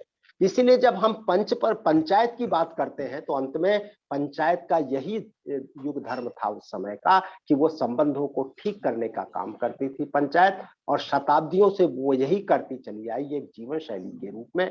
तभी हमारा गांव बचा रहा, परिवार बचा रहा, पड़ोस बचा रहा और गांव बचा रहा। गांव बचा रहा तो संस्कृति बची रही। इसीलिए ये जो पंच परमेश्वरीय पंचायत है, या पंचायत का जो पंच परमेश्वर का भाव है, उस भाव को इस नजरिए से देख करके आगे अगर बढ़ने का रास्ता शायद बनता हो, तो कुछ एक नए रास्ते और नए संदर्भ की ओर बढ़ा जा सकता है। ये आज का मेरे ख्याल से चर्चा को यही विराम दिया जा रहा है, और इस पर अब फिर हम सारे साथी विचार करेंगे आगे का हमारा विषय क्या हो, और आगे का ये इस तरह संवाद सत्र कैसे चलता रहे, कब चले, इस पर जरा हम लोग विचार करें। या किसी को कुछ और इसमें जोड़ना है, घटाना है, तो वो मंच खुला है। धन्यवाद। मुझे कहना है। हाँ बिल्कुल बिल्कुल।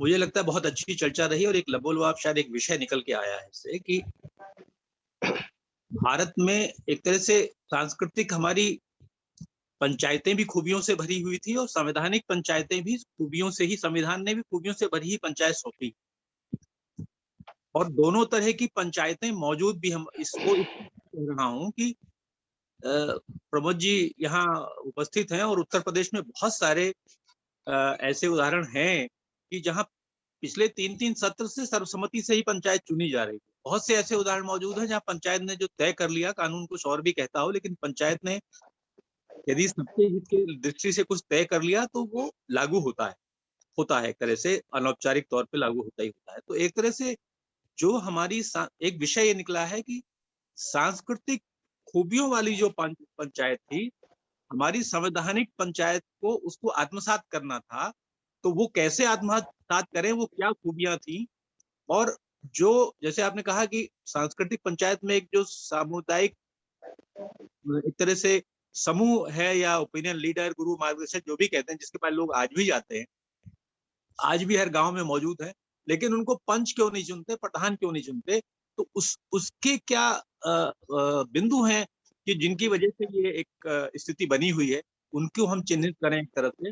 दूसरी तरफ से उन बिंदुओं को चिन्हित करें और उन पर अध्ययन करें कि संविधान ने जैसी पंचायत एक तरह से हमें सौंपी थी या सोची थी, जो सपना था, वैसी यदि नहीं उतर पाई तो क्या क्या बाधक हैं उसके अंदर?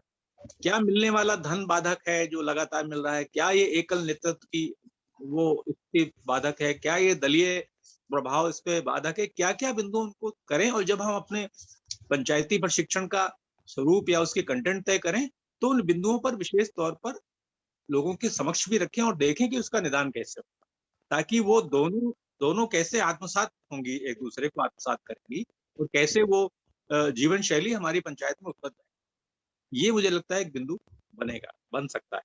बहुत अच्छा। गोविंद देसाई जी कुछ कहना चाहते हैं। गोविंद देसाई जी।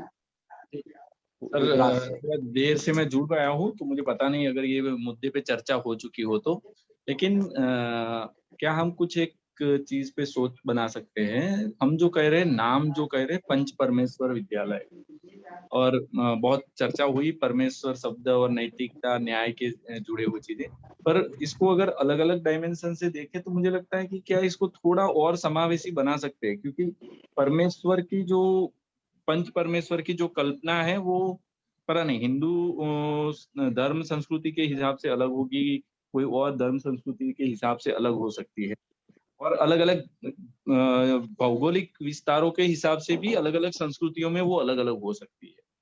पर इसकी कुछ मर्यादा ना हो जाए और वो शब्द एक ऐसा हो कि जो थोड़ा ब्रॉडन हो। मुझे अभी कोई शब्द सूझ नहीं रहा था, दिमाग में नहीं आ रहा था, पर इसको कहीं ना कहीं मैं देख रहा हूँ कि क्या ये जो संस्कृति या धर्म की जो मर्यादाएं हैं उसमें वो बन ना जाए। अभी मैं इसको एक एग्जांपल से जोड़ रहा हूँ कि हम लोग अभी यहाँ विद्यापीठ में एक प्रोग्राम में बात कर रहे थे बहुत सारे पंचायत प्रतिनिधियों से कि पंचायत प्रतिनिधियों की सामाजिक जिम्मेदारियां क्या है। उसमें बहुत अच्छे उदाहरण निकल के आए, पर जो नकारात्मक चीजें निकल के आई थी उसमें 3 चीजें निकल के आई थी कि महिलाओं की हिंसा, जातिगत हिंसा और धार्मिक हिंसा। ये 3 में पंचायत प्रतिनिधियों ने नकारात्मक भूमिका दिखाई है। तो संस्कृति की जब हम बात करते हैं तो धर्म की एक व्यवस्था के अंदर जाति और महिला का जो एक मर्यादित तरीके से इंटरप्रिटेशन कहे या प्रैक्टिस जो हुई है वो एक सवाल खड़ा करता है, और शायद ये परमेश्वर शब्द से हम उसको कहीं ना कहीं क्योंकि वही पंच थे जिन्होंने ऐसी पंच परमेश्वर की समझ होते हुए भी वो न्यायिकता जाति और महिलाओं के मामलों में नहीं दिखाई थी। तो हम इसको कैसे देखें और कैसे रखें वो मुझे लगता है सोचने की जरूरत है। ठीक है प्राण साहब, मुझे लगता है कि ये जो पंचायत शब्द है इसका थोड़ा विश्लेषण करेंगे, पंच और आयत पंचायत, तो शायद ये बहुत बारीक बिंदु है जो भी रखा। ये सब समाज में बैठा हुआ बिंदु है, जो समाज के मन में बैठा बिंदु है, इसलिए बहुत गंभीरता से ये विषय रखा है उन्होंने, और इस पर विचार की भी जरूरत है और बिल्कुल पर सोचे जरूर। और ये भी कि जो ये पंचायत की जो जीवन शैली, जिसको आपने कहा कि सांस्कृतिक स्वरूप था, ये तो ये सांस्कृतिक एक तरह से संस्कृति थी और जीवन शैली थी। तो अलग अलग मजहबों में ये जो जो सांस्कृतिक शामिलात, निर्णय लेने का और सबके साथ बैठने का, वो बैठकी का जो स्वरूप हमारे एक धर्म विशेष में की दृष्टि से जो बताया गया, वो अलग अलग मजहबों में किस तरह से, जरा उसका भी थोड़ा अध्ययन होगा तो शायद इन सवालों के जवाब मिलेंगे और नाम को अंतिम स्वरूप देती चीजें आएंगी। ओके बहुत बढ़िया था। हाँ मीता जी कुछ कहेंगी। प्रवीण है मेरे को समय का ध्यान है सर। मैं बस यही सोच रही थी, आपकी सब चर्चाओं से दिमाग में बहुत मंथन चल रहा था और मुझे ये लग रहा था कि हम जो समाज और संस्कृति की बात कर रहे हैं। अभी वक्त के साथ सामाजिक और सांस्कृतिक मूल्यों में निरंतर परिवर्तन हुआ है। हम कहें तो उनमें क्षरण हुआ है, या हम कहें कि उनमें थोड़ा सा बदलाव आया है। कहीं पर हमारे नैतिक मूल्य जो हैं गिरे भी हैं। और अब हम क्या बात करें, जहां पर कि पंचायत प्रतिनिधि खुद जब इसको एक प्रोफेशन की तरह ले रहे हैं, कैरियर की अपनी पहली सीढ़ी की तरह ले रहे हैं, वो मानदेय की बात कर रहे हैं। जबकि पहले के पंचायतों में तो समाज सेवा को सबसे बड़ा मूल्य समझा जाता था इसका। तो ऐसे वक्त में जबकि हमारा पूरा परिवर्तन चक्र है, परिवर्तन काल है, जिसको कहना चाहिए ट्रांसफॉर्मेटिव एज है, जहाँ की हमारे मूल्य एक जगह से दूसरी जगह तेजी से बदल रहे हैं, और वो हमारे प्रतिनिधि उसी समाज से हैं, बदलते मूल्यों के समाज से हैं, बदलते संस्कृतियों के समाज से चुन करके आ रहे हैं। तो वो अपने साथ एक परसेप्शन लेकर के आ रहे हैं, एक अवधारणा लेकर के आ रहे हैं। तो हम जब अपने पंचायत प्रशिक्षणों का आयोजन कर रहे हैं, उसको डिजाइन कर रहे हैं, तो वो उस सोच के साथ जो हमारा प्रतिनिधि आ रहा है, उसकी उस सोच में कैसे बदलाव लाया जा सके, तो हमको, और उसको किस तरह से हम अपने सांस्कृतिक जो हम आदर्श की बात, नैतिकता की बात कर रहे हैं, उसके साथ उसका कैसे सामंजस्य बैठे। ज्यादा समय नहीं लूंगी सर, समय हो रहा है, ये तो बहुत लंबी चर्चा का विषय लग रहा है और बहुत ही हाँ, अच्छा इसीलिए माना गया है बहुत सारे सत्र इसके लिए करने पड़ेंगे, और शायद हफ्ते में एक बार जरूर इस पर 1 आध घंटे के लिए हम लोगों को आपस में बैठना चाहिए, क्योंकि और बातों के लिए तो बैठ। हाँ, प्रवीण जी कुछ कहेंगे। प्रवीण जी। काफी कुछ। हाँ जी जी। अभी हमारे पूर्व साथी में नाम भूल गया, उन्होंने काफी अच्छी बात कही, क्योंकि हम जो बात करें वो संवैधानिक पंचायत की बातचीत करें और संवैधानिक मूल्यों की बातचीत करें, क्योंकि मूल्य सबके अलग अलग हो सकते हैं, और वो थोड़ा सा बाद में मुश्किल तो होता है कि हम कैसे उसको देखेंगे। जैसे हम परमेश्वर नाम भी दे रहे हैं, बात कर रहे हैं, या जैसे हम देखते हैं भी कि हम कोई सा भी कार्यक्रम शुरू करते हैं तो हम सरस्वती वंदना से शुरू करते हैं या सरस्वती पूजा से शुरू करते हैं, तो उसमें किसी का कोई विरोध वाली बातचीत नहीं है, लेकिन हम कभी भी भूल से दूसरा पक्ष को देखने की बातचीत नहीं करते कि भाई उनका भी तो अपना कुछ मानस हो सकता है, बातचीत हो सकती है।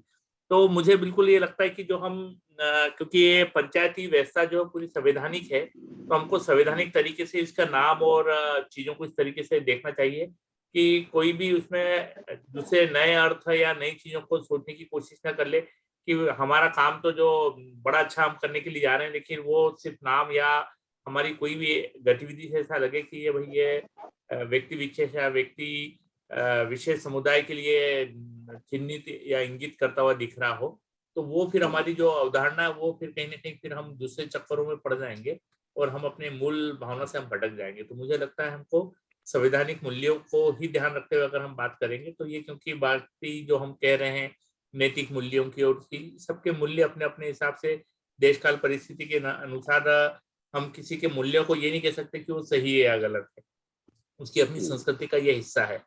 तो मुझे लगता है कि मूल्यों को ही स्थापित करने की हम अगर बेहतर ढंग से बातचीत करेंगे तो हमें फिर बहुत सारी दिक्कतें शामिल नहीं होंगी कि कह रहे हैं कि पंचायत के लोग अभी पैसे की डिमांड कर रहे हैं, बातचीत कर रहे हैं, क्योंकि उनके काम इतने बढ़ गए हैं। तो अगर कुछ उनके मानदेय होते भी तो उसमें कोई बहुत बड़ी मुद्दे वाली बातचीत नहीं है। और इसीलिए जो भ्रष्टाचार का सबसे बड़ा कारण यही होता है कि भाई शामिल तो लोग बाग होते हैं, जब उनके परिवार को और उनके जो घर को चलाने के लिए जो जरूरत है वो मिलता नहीं है, और काम तो उनको बहुत सारा करना है, तो फिर ऑटोमेटिकली व्यक्ति को वो भ्रष्टाचार के लिए प्रेरित करने की बातचीत करता है।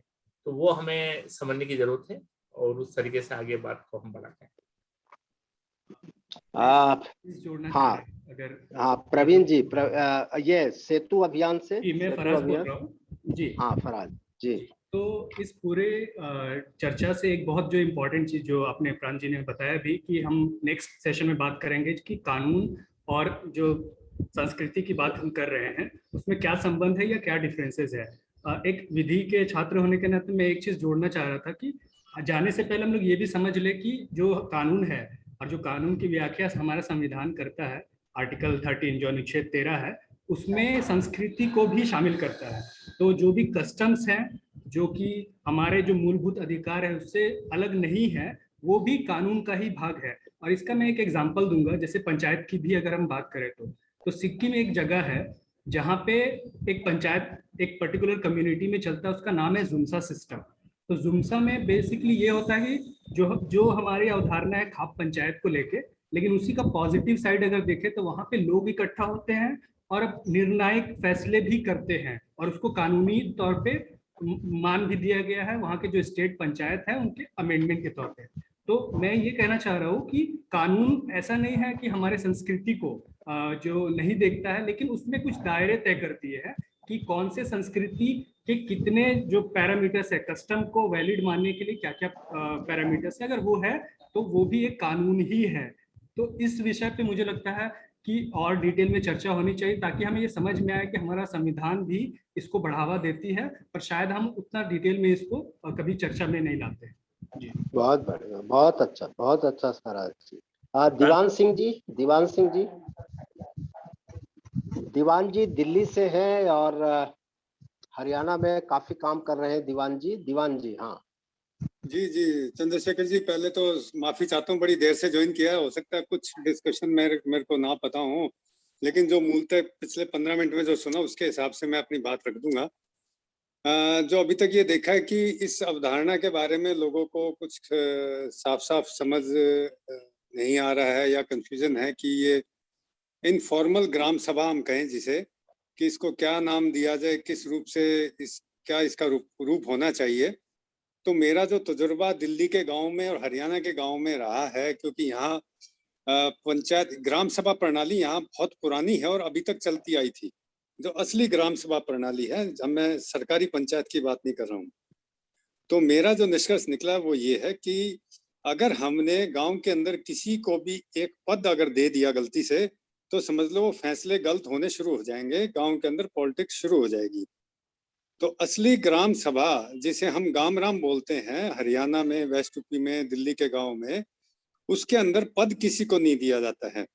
इसीलिए पंच परमेश्वर वाली शब्दावली हमारे यहाँ नहीं है। हमारे यहाँ गाम राम वाली शब्द है। गांव ही असली, विलेज इज डिवाइन। अगर विलेज ने, गांव ने मिलकर फैसला ले लिया, that's a decision of the Lord, वो डिवाइन डिसीजन है।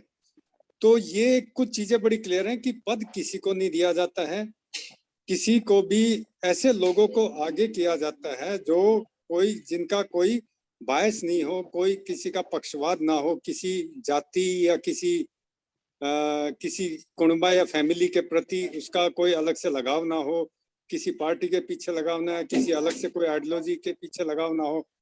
ऐसे लोगों को बेलाग बोला जाता है। ऐसे आदमी एक गांव के अंदर 2 या 3 से ज्यादा नहीं होते हैं। ऐसे लोगों को गांव ढूंढता है, उनको आगे रखता है, और वे आदमी जरूरत पड़ने पर उनकी टेम्परेरी कमेटी बनाई जाती है, उनको कोई पद नहीं दिया जाता। गांव में फिलहाल कोई मीटिंग हुई तो उन 2-3 को गांव सोचता है अरे ये 2-3 ही ठीक हैं, क्योंकि वो कोई परमानेंट नहीं होते हैं, कि ये 2-3 ही ठीक हैं या ये 4 ठीक हैं, या ये नया एक आदमी और बड़ा समझदार दिख रहा है, इन 3-4 की समिति बना दो और हम बैठते हैं आधा घंटे, समिति फैसला लेगी करना क्या है। इस तरह में 3-4 फैसला लेते हैं और वो फैसला लेकर गांव को बताते हैं। गांव फिर उस पर अगर कोई किसी को डाउट हो तो उनसे पूछता है, फिर उस फैसले को फाइनल किया जाता है अमेंडमेंट के साथ, अगर जैसी भी जरूरत हुई। कहने का मतलब ये है कि कोई भी ऐसा सिस्टम जिसको हम असल गांव गणराज्य की जो हम बात अगर करें, तो उसमें पंच परमेश्वर या किसी पंचों से रिलेटेड पंचों को महत्व देने का सिस्टम नहीं होना चाहिए। मैं पिछली बार हमारी बात हुई थी, आपने मेरे को कहा था पंच परमेश्वर के हम यहाँ जानते थे इस सिस्टम को। वो किस संदर्भ में वो नाम डेवलप हुआ, कैसे डेवलप हुआ, मुझे नहीं पता, लेकिन मैंने उसके बाद काफी सोचा। किसी भी हालत में किसी को भी, जैसे ही आपने एक पद दे दिया, पद की गरिमा अगर पहना दी किसी को कि आप पंच परमेश्वर हैं, समझ लो उसका अब्यूज शुरू हो जाएगा, पॉलिटिक्स आ जाएगी उस गांव के अंदर, थोड़ी बहुत लेवल तक बढ़ने लग जाएगी।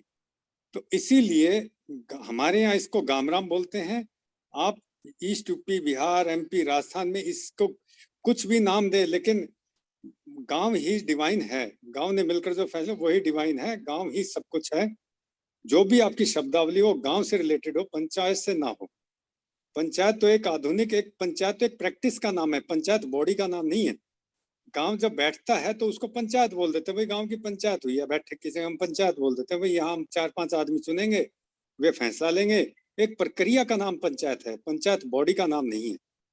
और हमने आधुनिक सिस्टम में पंचायत को एक बॉडी बना दिया है, जिससे कि नुकसान हो रहा है, क्योंकि जो प्रैक्टिस है उसको हम बॉडी बना चुके हैं, उसको हम पावर दे दिया किसी इंडिविजुअल्स को। और गांव के अंदर चुनाव समझ लो, जब तक गांव के अंदर असली पंचायत या असली गणराज्य, असली गांव जब तक नहीं आ सकता, जब तक गांव के अंदर चुनाव होते हैं। पर चुनाव क्योंकि एक मजबूरी हो चुकी है संवैधानिक सिस्टम की, इसलिए मैं अपने इलाके में कोशिश कर रहा हूं, मेरी एक जारी है कोशिश कि कम से कम कुछ गांव निर्विरोध अपनी पंचायत चुन ले, जो कि एक नेसेसरी इविल है फिलहाल के लिए, कि भाई उसके बिना गांव के अंदर कुछ काम नहीं होंगे। तो निर्विरोध ऐसी पंचायत चुने और ऐसे लोगों को चुने जो गांव राम जब भी इकट्ठा हो पूरे गांव की बात मानने के, गांव ने ये फैसला है भाई पंचो तुम्हें तो साइन करने हैं बस, और कुछ नहीं करना। अगर ये हम कर सकते हैं, गांव राम, गांव जब तक सबसे ऊपर नहीं होगा, ग्राम सभा जिसे हम एक्चुअल में गांव राम बोलते थे, वो जब तक ऊपर नहीं होगा फैसले सही नहीं लिए जा सकते। फैसले अगर आपने ले भी लिए कंसेंसस से, पर वो सही नहीं होंगे। ये दो चीज बड़ी जरूरी है, फैसले कंसेंसस से लेना और फैसले सही लेना। ये दोनों चीज जब तक सही नहीं होंगी तब तक आप वो गणराज्य की उम्मीद नहीं कर सकते। तो इसीलिए मैं इन दोनों चीजों पर इंसिस्ट करता हूँ। उसके लिए सिस्टम चाहिए, उसके लिए नाम सही चाहिए। Thank you. सुधीर जी कुछ कहना चाहते हैं, सुधीर ने हाथ उठाया है। सुधीर कुमार त्रिपाठी जी, सुन पा रहे हैं? हाँ सुनाई पड़ रहा है, बोलिए। जी जी जी, चर्चा पूर्णता की ओर जा रही है, तो मेरा तो बस निवेदन ये था कि ये जो अपना साप्ताहिक इस तरह का डिस्कशन का है, वो छुट्टी के दिन रहे तो हम लोग पूरी तरह उसमें रह पाएंगे। रविवार या कोई गेस्टेड हॉलीडे के दिन को हम लोग यूज करें। और इस विमर्श में ये जोड़ना था कि हम लोग कभी कभी बातचीत में बहुत आदर्श हो जाते हैं और आदर्श और यथार्थ के बीच बड़ी गहरी खाई होती है, तो उसको ध्यान में रखते हुए कुछ प्रैक्टिस अपनाई जाए तो बेहतर होगा। और सरकारी बॉडी को परे तो कोई व्यवस्था हम लोग नहीं कर सकते, उसी को सुधार करते हुए उसी के इर्द गिर्द हमारी कुछ प्रैक्टिस रहे तो वो निश्चित रूप से प्रासंगिक भी रहेंगी और परिणामजनक भी रहेंगी। इतना सा निवेदन था। अर्पित त्यागी जी। अर्पित त्यागी जी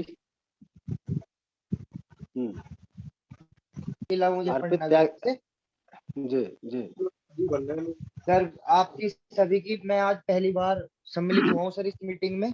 मुझे आप सबके विचार सुन के बहुत ही प्रसन्नता हुई और बहुत कुछ सीखने को मिला। तो सर मैं ये कहना चाह रहा कि अगर जो आगे से हम मीटिंग रखते हैं तो सर कोई अवकाश के दिन अगर जो रखें तो बहुत उचित होगा सर। चलिए ओके ओके। मेरे ख्याल से आज का समय हो गया। हाँ अरुण जी कुछ कहेंगे? बस एक दो बिंदु चिन्हित जो मुझे हुए वो मैं, एक तो देवांश सिंह जी की बात से शायद इस पर विचार करना चाहिए कि जो बेलाग शब्द उन्होंने उपयोग किया कि गांव में कुछ बेलाग लोग होते हैं, तो क्या ये जो पंचायत की पाठशाला का जिसका आप सोच रहे हैं वो ऐसे बेलाग लोगों को चिन्हित करके और उनके साथ कुछ इस पूरे स्वरूप को उस रूप में जैसा सपना सोच रहे हैं वैसा गढ़ने की दिशा में उनके साथ कुछ मिलकर के संवाद करके बातचीत करके गहन मंथन करके कोई स्वरूप गांव में उभारने की कोशिश जगह जगह करेगी। एक दूसरा, एक पहले साथी ने एक प्रश्न उठाया था, वो बहुत महत्वपूर्ण है, खासतौर से नैतिक और चारित्रिक दृष्टि को ध्यान में रखते हुए कि जो लोग अपने तन से इस पंचायती काम में आना चाहते हैं और ईमानदार बने रहना चाहते हैं, एक तरह से उनकी अपनी आजीविका के लिए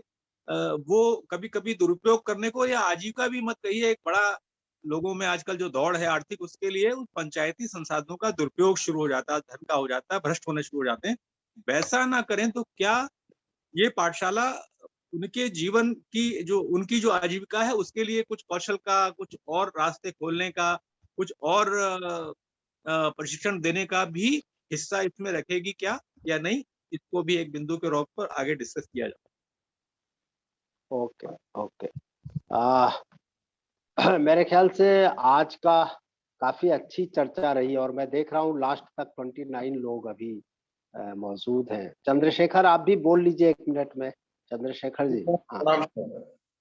मैं सारी चर्चाओं को बड़ा ध्यान से सुन रहा था और मैं समझ रहा हूँ कि सबका एक ही निचोड़ निकला है कि जिस तरह से आपने जो सांस्कृतिक पंचायत की बात करी और फिर दूसरा संवैधानिक पंचायत तक की जो यात्रा है उस पर जो आपने जिस तरह से पूरे विस्तार से हम लोगों को समझाया है, सबने अपनी बातों को रखा है, तो इस पूरे चर्चा क्रम में एक बात उभर कर सामने आया है कि सांस्कृतिक पंचायत और संवैधानिक पंचायत, इन दोनों स्थितियों में नैतिक और चारित्रिक पतन बहुत ज्यादा हो चुका है। और इसको हम एक बात कहें कि ये कैंसर के रूप में ये सम्मिलित हो रहा है संवैधानिक पंचायत में और सांस्कृतिक पंचायत में। तो इस कैंसर का इलाज पंच परमेश्वर विद्यापीठ से ही किया जा सकता है। और पंच परमेश्वर विद्यापीठ का जो संरचना और स्वरूप को लेकर आज हम सब यह बैठक बुलाए थे, जो हम समझ रहे थे जिस तरह का आप लोगों ने सूचना दिया था, तो एक भूमिका आज के इस चर्चा में उभर कर आया है। और कहीं ना कहीं सब जगह से आकर एक बात पर फिर हम लोग अटक गए कि भाई ये नाम जो होना चाहिए, नामकरण जो होना चाहिए, वो थोड़ा सा धार्मिक दृष्टिकोण से भी देख करके इस पर कुछ इसका नतीजा निकले। तो हम समझते हैं कि जिस तरह से सर ने, प्राण सर ने पंच और परमेश्वर का जो डिफिनेशन दिया है, तो पंच और परमेश्वर को तो हम लोग अलग नहीं कर सकते हैं। ये पंच और परमेश्वर अगर अलग करते हैं तो फिर कोई ये औचित्य नहीं रह जाता है। हाँ, विद्यापीठ का जो नामकरण है उस पर जाके अगर पाठशाला करें या फिर जो कुछ करें, तो हम समझते हैं कि अगला जो बैठक हो और अगले बैठक का जो विषय वस्तु हो, हम मूलतः संरचना स्वरूप पर ही फोकस करें। बाकी धीरे धीरे ये सारी चर्चाओं की समझ बढ़ रही है और बहुत ही अच्छा लगा। और मूल जो ये है कि किसी तरह से जो ग्राम सभा भी है, वो ग्राम सभा के जो लोग हैं उन लोगों में भी नैतिक और चारित्रिक जो दोष है दूर विद्यापीठ के द्वारा ही किया जा सकता है। तो इस पर आगे हम लोग, यही मेरा कहना था कि एक निचोड़ निकल के आया है और सबसे ज्यादा ये निचोड़ है नैतिक और चारित्रिक मुद्दों पे ही हम कहीं ना कहीं फोकस कर रहे हैं। मैं अपनी धन्यवाद। मेरे ख्याल से अगला विषय क्या हो, इस पर कोई एक ने तो कहा, सेतु संगठन से एक प्रस्ताव आया है कि संबंध और कानून के परस्पर क्या रिश्ते हैं, इसको लेकर के बातचीत होनी चाहिए, रिलेशनशिप एंड लॉ। तो ये संस्कृति और संविधान एक तरह से उसको थोड़ा सा अगली बार और ज्यादा इस पर बातचीत को ले जाना चाहिए, एक प्रस्ताव आया है। दूसरा मतलब विषय तो बहुत खुले हैं उसमें। एक चीज, दो चीजों का निवेदन करना है मुझे। एक तो कहीं से भी किसी का आग्रह और दुराग्रह जैसा नहीं है या नहीं प्रदर्शित हो रहा है, न होना चाहिए कि हमें यही नाम बड़ा प्यारा है या ये नाम नहीं होना चाहिए, ये नाम ये। हम यहाँ पर बहुत विचार, जो धारणाएं समाज में व्याप्त हैं, मैं सिर्फ दो चीजें मोटे तौर से कह रहा हूँ। एक तो मैं ये कह रहा हूँ कि बहुत सारे शब्दों के अर्थ विकृत हुए हैं और बहुत सारी धारणाएं बदली हैं। हमारा काम दो है कि जो जैसा चल रहा है, जिस तरह की धारणा है, जिस तरह का माहौल बन गया है, क्या हम उस माहौल के साथ एडजस्ट होना चाहते हैं या उसी माहौल के साथ रह करके ही हम अपने को आगे बढ़ाना चाहते हैं, या फिर हम माहौल के बदलने के लिए भी जिस चीज को सही समझते हैं, जिस चीज को मानते हैं कि अगर ये होना है तो इस चीज को करना चाहिए, भले उसके लिए शुरू में लगे कि माहौल के विपरीत है, लेकिन माहौल को अगर उसमें सच्चाई है, उसमें दम है, तो शायद वो माहौल को बदलने के काम में भी आ सके। इस दृष्टि से चूंकि ये चर्चा हो रही है, कोई निर्णय नहीं हो रहा है, बार बार मैं निवेदन कर रहा हूं कि ये सब कोई बैठक, कोई निर्णय की बैठक नहीं है। वो बैठक तो फिर हम लोग अपनी अलग अलग बैठकें करके उसमें तय, ये एक समझ को विकसित करने का संवाद सत्र चल रहा है। इसलिए हमें अभी किसी एक निष्कर्ष की ओर नहीं जाना चाहिए कि भाई इसका यही नाम रखा जाए या इसमें ये किया जाए, वो उस पर अभी जाइए ही मत, परिणाम या किसी समाधान की ओर जाइए ही मत। अभी मेरा निवेदन है कि सबसे पहले हम विषय को समझने की कोशिश करें, शब्दों की उन व्युत्पत्तियों को समझने की कोशिश करें। अगर कहीं, क्योंकि हर शब्द जब प्रयोग हुआ है तो उस प्रयोग के साथ उसका गुण धर्म था, उसका मूल्य था, उसके साथ वो मूल्य क्या था, ये सही है आज वो मूल्य तिरोहित हुआ है, क्या उस तिरोहित हुए मूल्यों के साथ आगे बढ़ने की क्या गुंजाइश है, ये देखने की, ये समझ का हिस्सा बनेगा।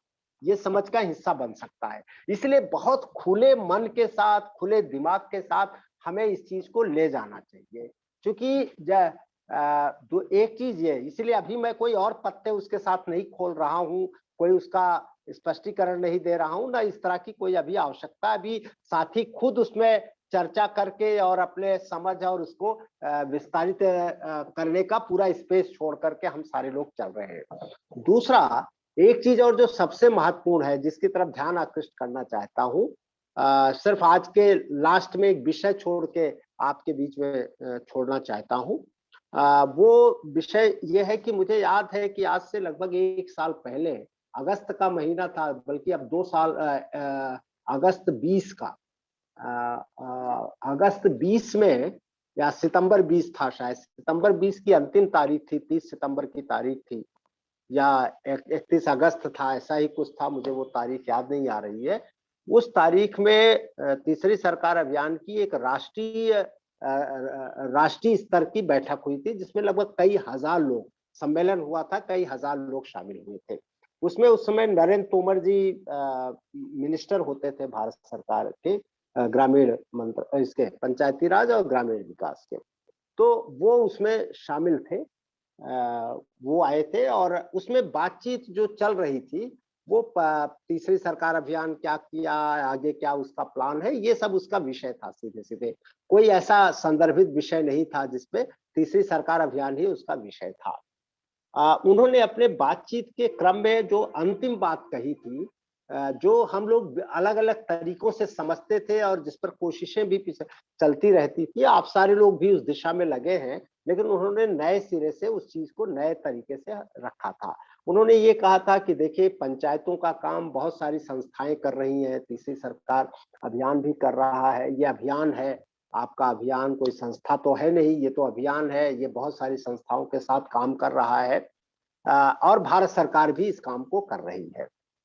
तो उन्होंने ये कहा कि ये सारे काम जब हो रहे हैं तो लेकिन उसके बावजूद, उन्होंने नाम लेके कहा कि प्राण जी, इसके बावजूद हम पंचायतों को ठीक नहीं कर पा रहा, कुछ कर भी नहीं सकते। उन्होंने कहा ना भारत सरकार कुछ इसको बहुत बेहतर स्थिति, एक मिनिस्टर कह रहा, ला सकती है, ना आप लोग ला सकते हो, क्योंकि जो उससे पहले किया जाना है वो किया नहीं जा रहा है, तो ये सारी चीजें होंगी नहीं। क्या किया जाना है? उन्होंने बहुत सीधे कहा कि जब तक हम गांव में का जो सामुदायिक चरित्र था, गांव की जो सामुदायिकता थी, कम्युनिटी बेस्ड जो सोसाइटी थी भारत का समाज, अगर उसके कम्युनिटी बेस्ड सोसाइटी के चरित्र को नहीं विकसित कर सकेंगे, तब तक पंचायती राज बेमानी है। पंचायती राज का ठीक से नहीं होगा, ठीक है, कुछ योजनाएं आ जाएंगी, कुछ लोग होंगे, कुछ निर्माण कार्य हो जाएंगे, लेकिन जिन मूल्यों और जिन अभीष्टों को लेकर पंचायती राज व्यवस्था की सोचा है राष्ट्र नायकों ने, वो पूरा नहीं होना है जब तक कि हम भारत के गांव में के उस सामुदायिक चरित्र को फिर से नहीं खड़ा कर सकते। ये एक बहुत बड़ी बात उन्होंने जाने अनजाने ये चीज कह दी थी। वास्तव में ये जो बात हम लोग सुबह से कर, अभी इस सत्र में पिछले 1.5 घंटे, पौने 2 घंटे से कर रहे हैं, वो प्रकारांतर से ये चीज उसी क्रम में जा रही है कि हम जिस गांव समाज की बात कर रहे हैं, जो जिसकी व्यवस्था के रूप में, क्या यह व्यवस्था भारत के जो ये संवैधानिक पंचायत व्यवस्था है, क्या भारत के गांव समाज के उस सामुदायिक चरित्र को बढ़ाने वाली है या उसको नष्ट करने वाली है? क्योंकि पंचायत का अभीष्ट तो गांव समाज का भाईचारा और रिश्ता तय करना है। पंचायत तो शताब्दियों से इसी काम के लिए बनाई ही गई थी कि रिश्तों को ठीक करेगी। वो पंचायत क्या भारत के उस सामुदायिक चरित्र को बचा पा रही है? क्या अगर नहीं बचा रही, उसको नष्ट करने के काम में लगी है, तो कोई पंचायती राज व्यवस्था नहीं बनेगी। ठीक है, कुछ सिस्टम चलेगा और जैसे दूसरी व्यवस्थाएं उसको नष्ट कर रही हैं, ये भी उसको नष्ट करने में योगदान देगी। उनके कहने का सीधे सीधे संकेत ये था। आज ये हमारे सामने एक चुनौती है इस तरह की, इस पर विचार करने की। तो भारत के गांव समाज के पुनर्जागरण का सवाल, संबंधों की प्राथमिकता का सवाल, वो समाज में उस भाईचारे का जो हमारा संविधान कहता है, जिस बंधुता की बात करता है, ये सारे मुद्दे हैं जो सबसे महत्वपूर्ण है। अगर इन मुद्दों पर, इन विषयों को हम अपने मानस में स्पष्ट नहीं कर पाए, सिर्फ ये मानकर कि आज पंचायत बन गई है, पंचायत में ये 29 विषय हैं, ये चल रहा है, ऐसे चल रहा, तो देश में बहुत सारी संस्थाएं काम कर रही हैं, बहुत सारे लोग, हम लोग भी उसी तरह से काम कर रहे हैं, करते रहेंगे, ठीक है, और भी। लेकिन शायद जिस समय जिस चीज की मांग कर रहा है आज की तारीख में, और हम सारे लोग जो इस भावधारा और विचारधारा और पूरे जिसको कहते हैं कमिटमेंट के साथ इस काम में लगे हैं, उनके लिए नए सिरे से और नए स्तर पर कुछ सोचने के कुछ नए तरीके जरूर निकालने होंगे। और इसीलिए शायद ये चर्चा जो हो रही है, ये बहुत इम्पोर्टेंट चर्चा है हम सबके अपने मानस को और अपने उस अभीष्ट को और ज्यादा समझने का और उसको आगे बढ़ाने के लिए। इन्हीं शब्दों के साथ निश्चित रूप से अंतिम दो बात, क्या ये जैसे 2 प्रस्ताव आए अब तक, एक प्रस्ताव आया कि किसी के छुट्टी के दिन इसको रखा जाए, अर्थात छुट्टी के दिन का मतलब हुआ संडे का दिन, कि संडे के दिन रखा जाए तो सबके लिए सुविधा होगी। लेकिन संडे के दिन सामान्यतया बहुत सारे वेबिनार होते हैं और बहुत सारे लोगों की संडे के दिन बड़ी व्यस्तताएं होती हैं। क्या उस व्यस्तता में हम ये भी करें? सैटरडे थोड़ा सुरक्षित लगा, शनिवार का दिन, लेकिन शनिवार सबके लिए वो भी कि शनिवार का दिन तो वीकेंड होता है, तो इसलिए शायद कुछ हो, इसलिए शनिवार। लेकिन अभी जरा देख लें कि क्या आपको कौन सा तारीख होगा और अगली बैठक कब होनी चाहिए, अगली ये संवाद सत्र कब चलेगा, इस पे थोड़ा सा 1-2 लोग राय दे। कुछ लोगों के तो आ गए थे कि इसको छुट्टी के दिन किया जाए, शनिवार या रविवार। प्राण साहब, मुझे लगता है इसे छुट्टी के दिन ही रखें, संडे को। छुट्टी के दिन ही यदि किसी के पास काम होता है तो उसकी यदि ये प्राथमिकता है तो वो आएंगे, तो नहीं प्राथमिकता है तो नहीं आएंगे। लेकिन तो जिस दिन छुट्टी का दिन नहीं है, उस दिन यदि कोई अपनी नौकरी पे है, किसी काम पे है, तो उनकी मजबूरी है कि वो नहीं आए। ओके, तो छुट्टी के दिन लंच से पहले या लंच के बाद? ये लंच के बाद हो तो सर ज्यादा अच्छा होगा।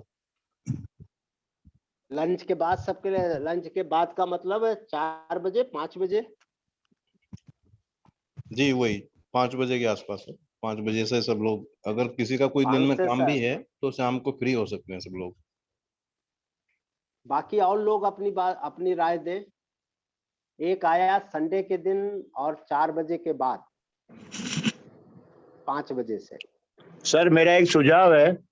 हाँ, संडे के दिन शाम के टाइम में रखेंगे तो हमारे साथ में बहनें भी जुड़ी हुई हैं। हाँ, उनकी परिवार में व्यस्तताएं रहती है, तो समय हमेशा तय करें कि उनको सुविधाजनक तरीके से जुड़ने का अवसर मिल सके। कौन सा समय ज्यादा सूट करता है बताएं? 2 बजे से 3 बजे से? 3 से 5 ज्यादा अच्छा रहेगा। 3 से 5 ज्यादा ठीक है। 3 से 5 रखें। जी ओके, तो ये तय हुआ कि संडे को 3 से 5। संडे, अगला संडे 17 तारीख पड़ रहा है, तो 17 तारीख को 3 से 5 हम लोगों का अगला संवाद सत्र होगा। और उस संवाद सत्र में हम लोग इसी चर्चा को आगे बढ़ाएंगे। लगभग जो एक सुझाव आया है कि जो आया है संबंध और संस्कृति और संविधान, इसी पर हम लोग चर्चा को आगे ले जाएंगे और उस दृष्टि से फिर आगे चलेंगे। अपने आप उसमें संबंध और कानून भी आ जाएगा और पंचायतों के जो अभी मुद्दे आए हैं लगभग उसी आधार पे हम आगे बढ़ेंगे। सभी सहमत हैं इस पर? अरुण जी, तिवारी जी? हाँ सर, ठीक है, मैं सहमत हूँ सर। ओके, अरुण तिवारी जी?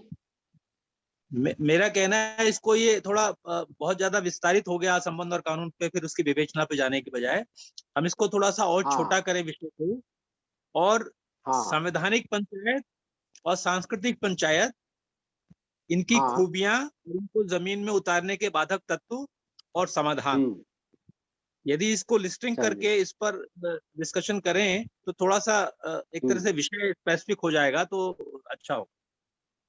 चलिए चलिए, बहुत अच्छा। और किसी का कोई सुझाव इस विषय को लेकर के और किसी चीज को लेकर के? सबकी सहमति है?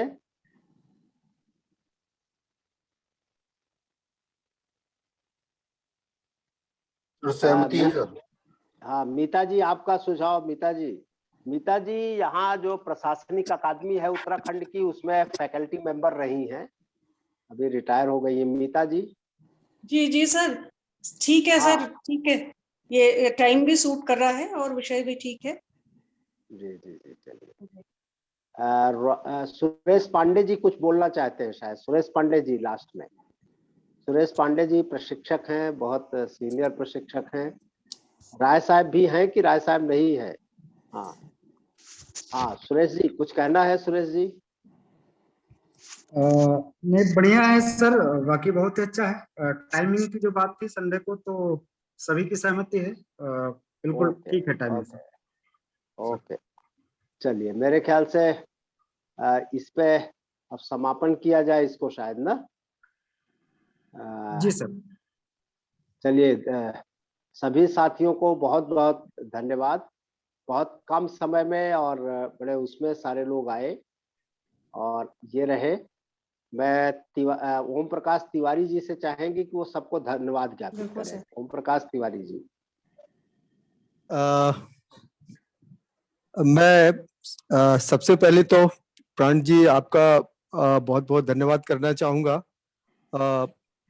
ये जो समसामयिक विषय जिसको लेके हम सभी उद्वेलित हैं, उस विषय पर आपने ये श्रृंखला के रूप में इसको स्वीकारा और हम सभी का मार्गदर्शन करने का जो कठिन जिम्मा आपने लिया है, निश्चित तौर पे आपको मैं सबसे पहले धन्यवाद देना चाहूँगा। और धन्यवाद अपने सभी इस परिचर्चा में जुड़े साथियों को भी देना चाहूँगा कि उन्होंने अपना महत्वपूर्ण समय निकाला और अभी तक अंत तक आप इस परिचर्चा में सक्रिय सहभाग अपना देते रहे। इससे निश्चित तौर पे हमें ये समझने में कोई कोताही नहीं है कि हम जो हमारी पंचायत व्यवस्था है उससे हम चिंतित हैं और उस व्यवस्था को ठीक करने का एक हिस्से के रूप में अपने आप को देखते हैं। तो निश्चित तौर पे हम इस परिचर्चा के माध्यम से हम एक सहमति तक पहुंचेंगे और उस सहमति के माध्यम से हम सभी एक दिशा में अपने काम को आगे बढ़ाने में हमें मदद मिलेगी। तो मैं आप सभी का पुनः इस पवित्र महीने में, जैसा कि शुरू में ही हमने बात किया, नवरात्र, रमजान और इस अपने समावेशी भाव से हम समाज को आगे ले जाने के लिए, सशक्त, पुष्ट और मजबूत करने के लिए एक साथ हैं, एकजुट रहें और उसी की प्रक्रिया में हम आगे बढ़ रहे हैं। आप सबका बहुत बहुत धन्यवाद। चलिए, बहुत बहुत धन्यवाद सभी साथियों को, बहुत बहुत धन्यवाद। ओके।